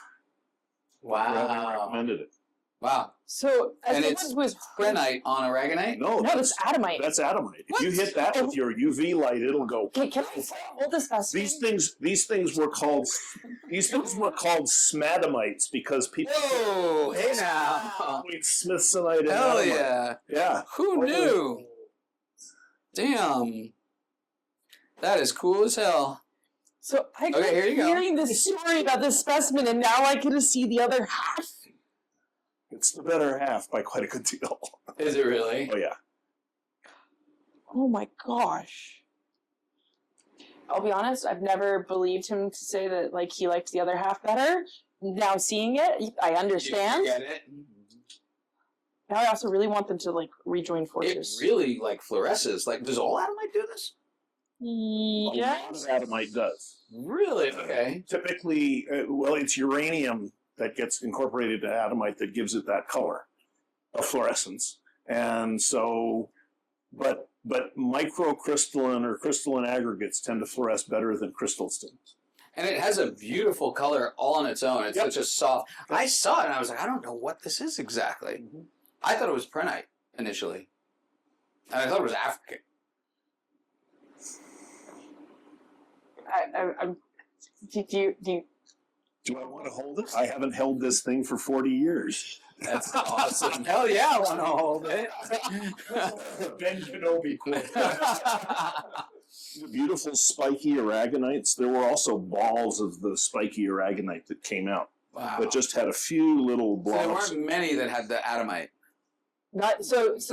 This is easily the best piece out of the pocket. I mean, I have a miniature about like that, plus the other piece Plus, so you have came off this end. But yeah, no, there weren't. There were It not was not a many. big find. Wow. Love that. You too? Love learning this Even history. better that you didn't know what it was. I did not. I swore I was going to be like, it's prenite from Namibia. I got it, and I didn't have to. Yeah, you can. How much Save you is embarrassment. that? How much is that? I mean, prenite from Namibia. That's a lovely Afghan. Kunzite. Great color, but sorry. After the adamite. All right, sorry. You got shown up. I'm sorry. It happens. Things happen in life. That's one of them. Which all the viewers are like, what just happened? Like, what is going on? It's the first time I've ever seen that interaction. Yeah. So these are blue diamond crystals. Okay. Yeah. Yeah. Totally. That's where we're going now. That's where we're going. This is really fun because it's only one pocket that I saw this, and it's Chinese. So these are celestites on calcites. Those are stunning. Yeah. That thing just glitters. Yeah, it has a great Yeah. glistening. It's like a dress at Yeah, the that- Met Gala. Yeah, it's exactly. Taylor Swift still bejeweled when she walks in the room, type of thing. Mm-hmm. So fun. I mean, I think everything's a letdown after the atom. Jeez. Let's see, let's move this over here. Okay, so I mentioned before we had the pink topaz. And now you've got the pink topaz. That is, I mean, That is seriously pink. that has color. So much color. Okay, hold it. Yeah, of course, by all means. And that's Catland. I think, there are one or two from Oro Preto that compare with this for color, but I think there's more from Catlang that hit this color than even Oro Preto. And obviously the majority of Oro Preto is orange. Yellows, oranges, and some get to this color. Some get even better color, but I've never seen it in a crystal. Only in a cut stone. Isn't jeans purple? More Breto? Jeans is the small one with the two crystals in the matrix. Which one is Jeans? Yes, he's got that one, but then he's also got the singular purple. I don't know. Like, I don't remember which one. If I see a photo, I might recognize it. oh, I love. I mean, when Topaz does this, Yeah. it just That's it knocks fantastic. your socks off. It just. I love it. I can see why. Mm. Look at that color. It's just Just mind-boggling. Not many minerals do that. That color. I mean, purple adamites would fall in that realm. The best ones, yeah. right? And those are mangan. Yeah, it's manganese, and the ones that do it the best are the ones that are on a white stage of adamite to begin with. Right. So the purple just comes Right out. And is there an activator or a... It's not fluorescence. You're talking. Okay, so that doesn't apply. Yeah, it's manganese that's doing It's just the color, manganese that yeah. gives the color saturation. That's an amazing piece.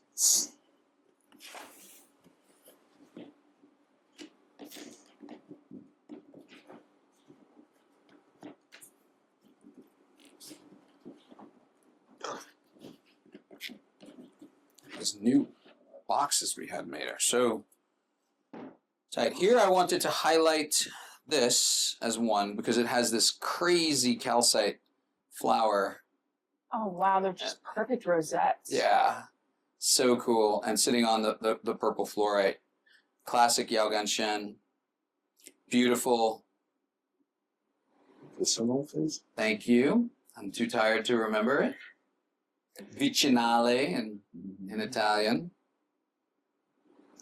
Yeah, that's just Isn't that a beautiful beautiful? piece. Yeah, I love the composition of this. And then this is from that discovery in Madan where you had these incredibly sharp Oh wow. sphalerites. And I would argue that those are vicinal faces as well. And you see those stepped pyramids and the crazy luster. Yeah, but some of that is twinning. Some of it is assuredly twinning. You can see that Yeah. one toom there. Well, but you can also see these parallel lines across the face. Yeah, That's that's a result of twinning. That's polysynthetic twinning, very similar actually to what plagioclase does. Oh, But wow. it's doing it in sphalerite. So cool. So this was really exciting. And I love this. That's just adorable. Isn't that lovely? That's just, it has So a perfect- unusual that you get those at the right proportion and with the red cores and the Mhm. glassy luster. I love that. And then lovely sulfide, Mm.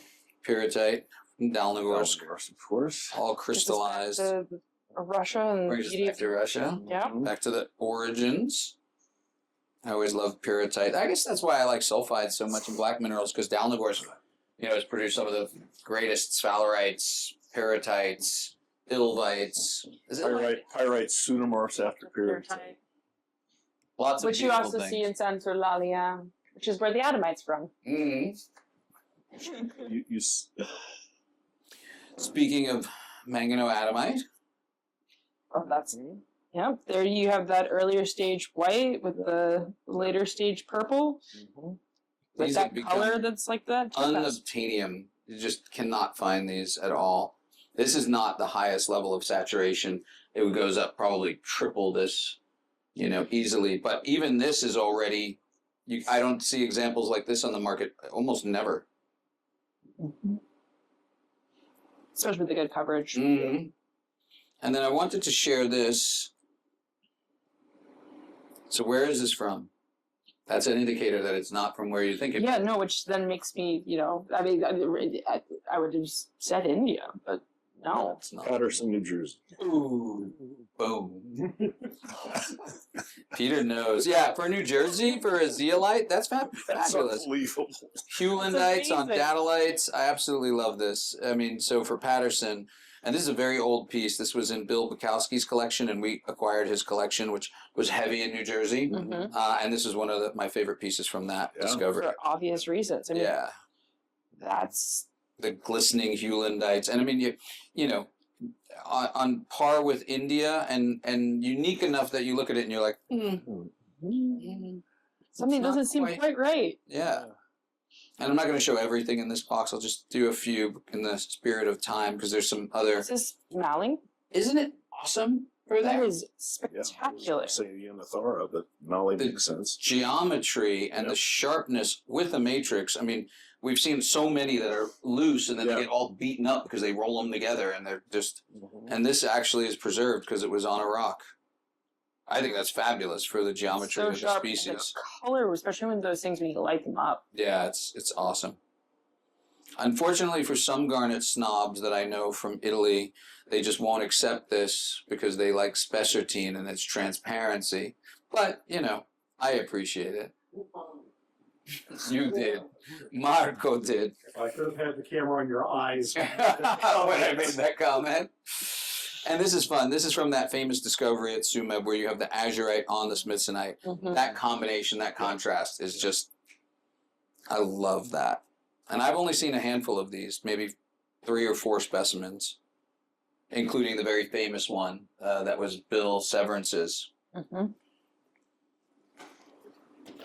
Skip a few there. We have 2 more flats like that. And then we have 4 more pieces after that, and we have done What's Hot in Tucson in 2025. Oh my gosh, look at those three sites. Yeah, these are cool. That's not why I brought the box, but they're definitely worthy of note. For Morocco, Mhm. those are outstanding, and I love the twinning. Yeah. The double twin. Yeah, Yeah. triple 1, 2, and 3. Oh, yep, 3. That's fabulous. And then here's a good example of a single one, obviously from the same discovery. Mm-hmm. Mm-hmm. So fun. But this is what I wanted to highlight. You know, these Pakistani celestites are really, they have potential. Most of them don't really have a good, strong luster, but some do. And this one had really the nicest luster I've seen so far from the discovery. And great color. Yeah, great color. And color zoning. Yeah. Originally, unfortunately, some dealers bought them and they were told they were blue herderites. And they spent a lot of money on things that unfortunately turned out to be celestite. But despite that, they're still gorgeous. Mm. And there's other lovely things in here. Varenonite, very rare. I don't remember the chemical composition. You know what varenonites are? No, that's why we have Mindat. That's why we have them in that. But this is an excellent crystal of the species. Really fabulous. And then I have one more box, and then we're going to look at some other minerals. Your clown car continues to produce. It does. Mm. This is fun. This is Walworth. Not Walworth, sorry. This is Penfield. Oh my So it's classic for Penfield because it has the yellow tones on the borders. I don't know if you Mhm. can see that and if it's coming out, but it has the light purple, blue centers, and the luster and the clarity from this location is just fabulous.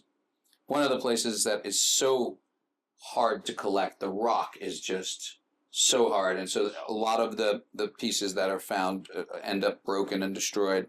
So when you see a fine crystal, it's really a treasure. And then this is great. This is from Schwanning, and I just love the rhodochrosite, almost like a peach color. Mhm. Very different from another one from the same place. Look at that combo. Yeah.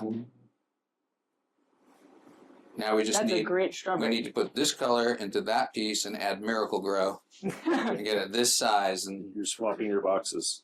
oh, thank you. Voila. All right. So these are some of my impressive pieces coming up. Wait, that wasn't the impressive pieces? Well, those were impressive. But this is now the like. This is now kind of like This is like we're building up to we've been building up. It's kind of a crescendo. I think we know we do this every year. Yeah. Yeah. No, it's the. Just one more thing of the mineral. There's just one more piece I want to share with you 4 times. I'll start with this. Okay.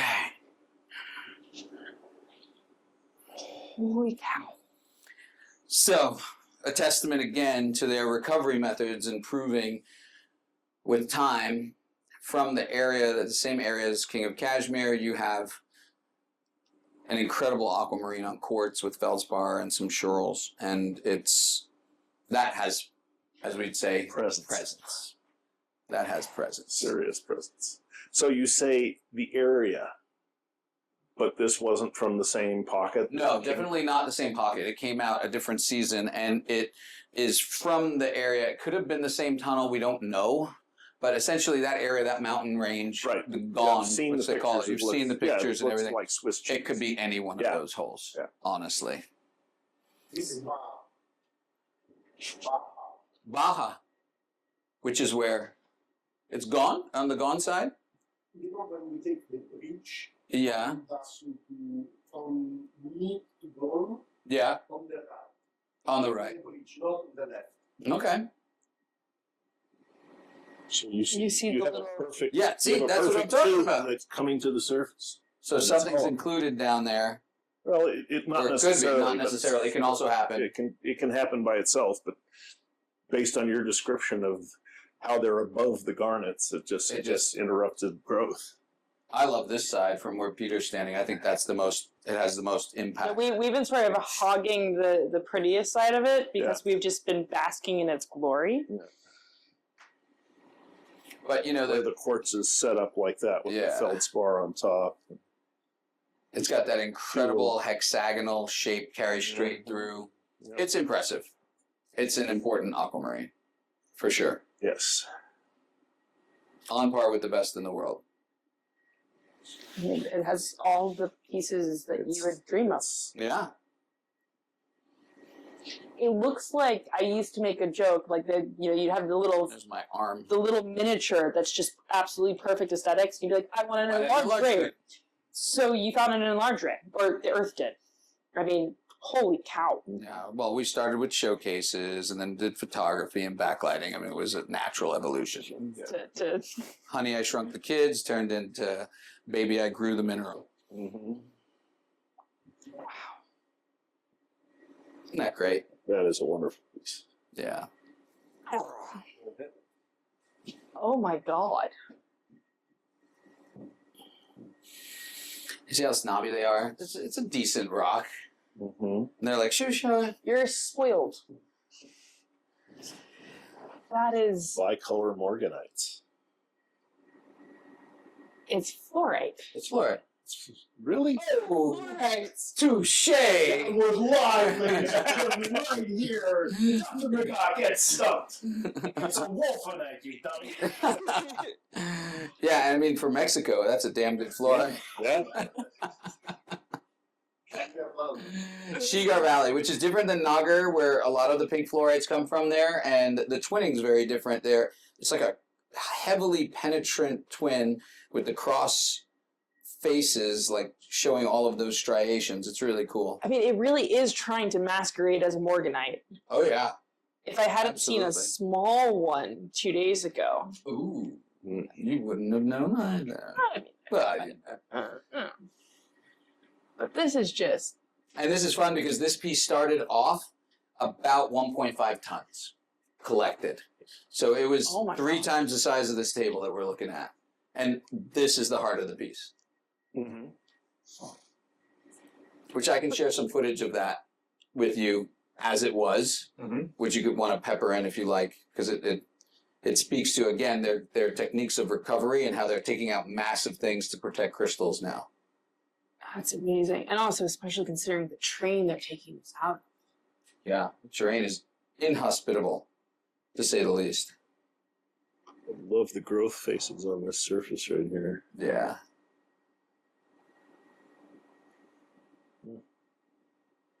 That is Fabulous, right? You stumped the child. Yeah, we got it. readjusting my Recalibrating. my pink fluorite appreciation. Okay. All right.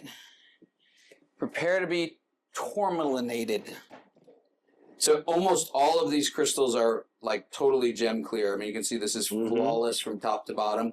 And that's interesting because, again, here the techniques for extraction are getting better in Brazil. And around the globe, there's a movement towards understanding the value of these objects and doing and taking different precautions and going through different lengths to preserve them more and more and more intact, because the world has caught up with understanding the values, which speaks to that article that I wrote of crystals and the arts. And because of that, we're seeing objects that are defying our previous preconceptions of what we know about different species. And obviously it takes the right, the right brew, the right recipe, and all of the right ingredients to form some things like this. It doesn't happen. It's like, But then it has to survive the human element. exactly. And that's happening more. So the serendipity of having the almost a global understanding that these things are precious and should be celebrated, along with modern technologies leading to the preservation of what would have been, finds that would have been heavily destroyed in the past. I mean, imagine if San Francisco was extracted with time and equipment and today's technology, how many great wolfenites would have been preserved. I credit Brian Lees to a lot of that and Collector's Edge because he had a lot of foresight and was really, I think, one of the pioneers in really doing that in the modern day, using different technology. And that's what's inspired me. Mm-hmm. And I've used that to try to infect the world, to say it in an honest way, so that things like this can be preserved.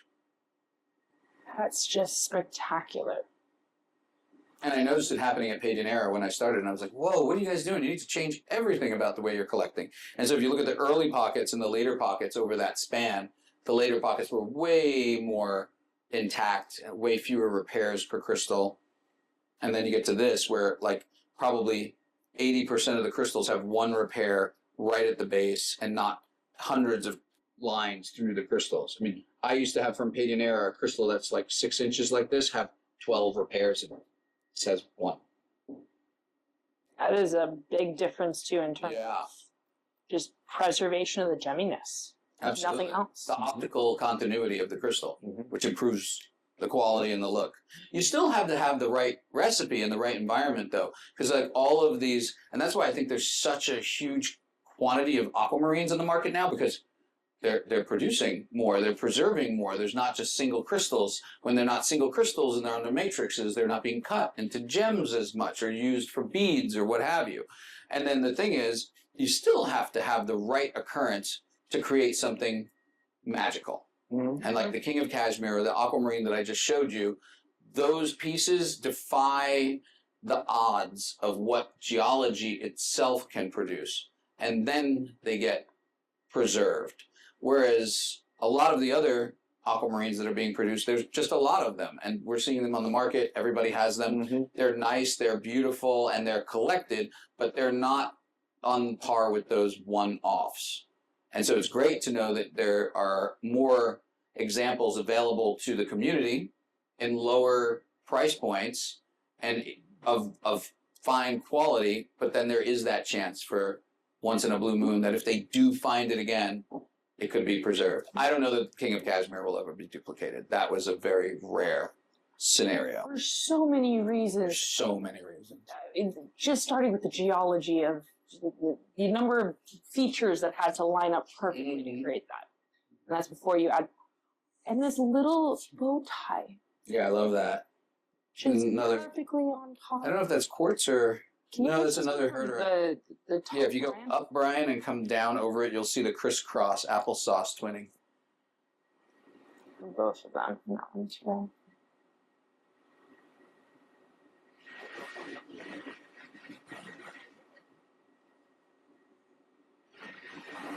This is a remarkable object.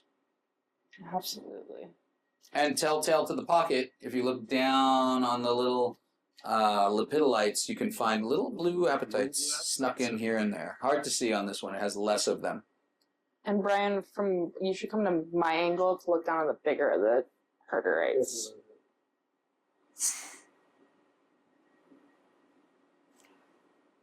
Cross-cutting relationships is the theme of this year's. Well, and statistical aberrations. Oh wow! Okay, now you lost me. You're saying there's lots of normal art variety material, Mhm. then you have these one-offs, Statistical which aberrations. I are love that. aberration. They are so many standard deviations Away away that they are outliers. they're extreme outliers. They're extreme outliers. Yeah. Yeah. That's another article. I want to write an article about the Vishnal faces. I think there should be one and do a talk on cross-cutting because it's a fascinating topic. You could spend an hour on it. And then on the rarity of minerals on the planet and correlating that in. So like out of the entire 100% of the Earth's crust, I think 1% or less is mineralized. Out of that mineralized percent, there's a fragment of that 1% that's crystallized. And then if you look at that crystallization and you look at it per species, where there's only 5 important locations for, say, rhodochrosite in the world, or 2 or 3 important locations for atomite, and then you look at those pockets that came out historically and produced the one-off example of that, there is a mathematical equation that sits there that you could track, and with some pretty easy calculations of estimates, and I'm sure that we could come up with like a percentage of how unlikely, how like an infinite outlier some of like the finest examples of the mineral species that we know historically, that all of us acknowledge as icons in the industry, how rare those things are. It was. I did a blog post on just aquamarine with that. And I think it gets down to 10 to the negative 33. Wow. But that was for I just did it based off of aqua. Fascinating. And that was, before all the crazy stuff. Right. But nothing like what you're talking about is much more in depth and by pocket. Brian, you might want to get that there. Gosh, the color. I don't know if that, even though you have that background of the other minerals, if glowing through is attractive or not. I just get the top ones. Okay.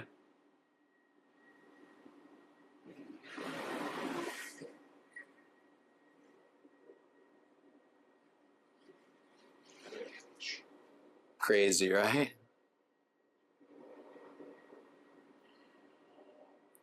All right.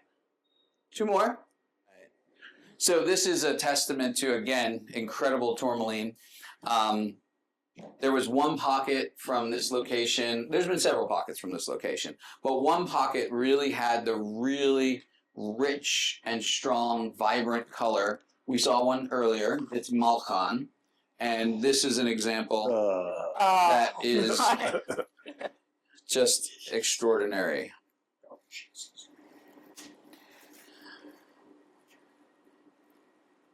For the size and the combination and the terminations, this is just phenomenal.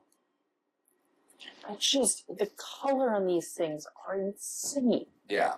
If you come from the overhead, Brian, and you look, and I'll tilt, you can just see the richness of that color.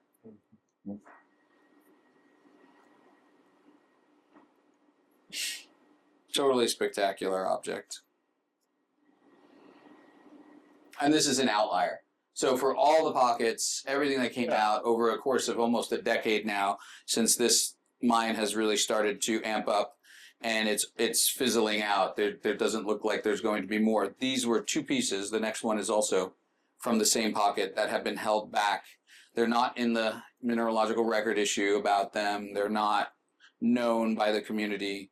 These are extraordinary. And I think part of what does the colors, because you have that deeper core, then you have the amber, and then that last stage. That last little. But then it means that when you look down it, instead of looking pink, it looks red. It looks raspberry red. Yeah. But it's actually even.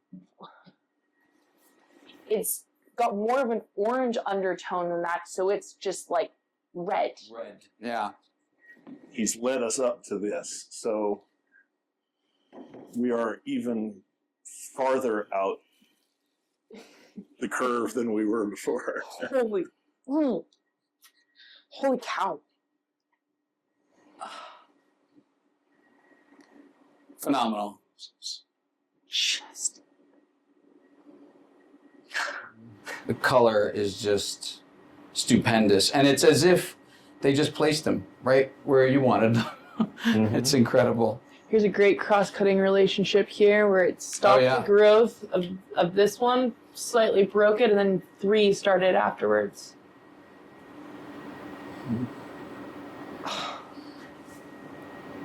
Going so on that here would as well. again suggest, since the color and the texture and the clarity of those are so similar, it would suggest that they are basically growing almost in real time.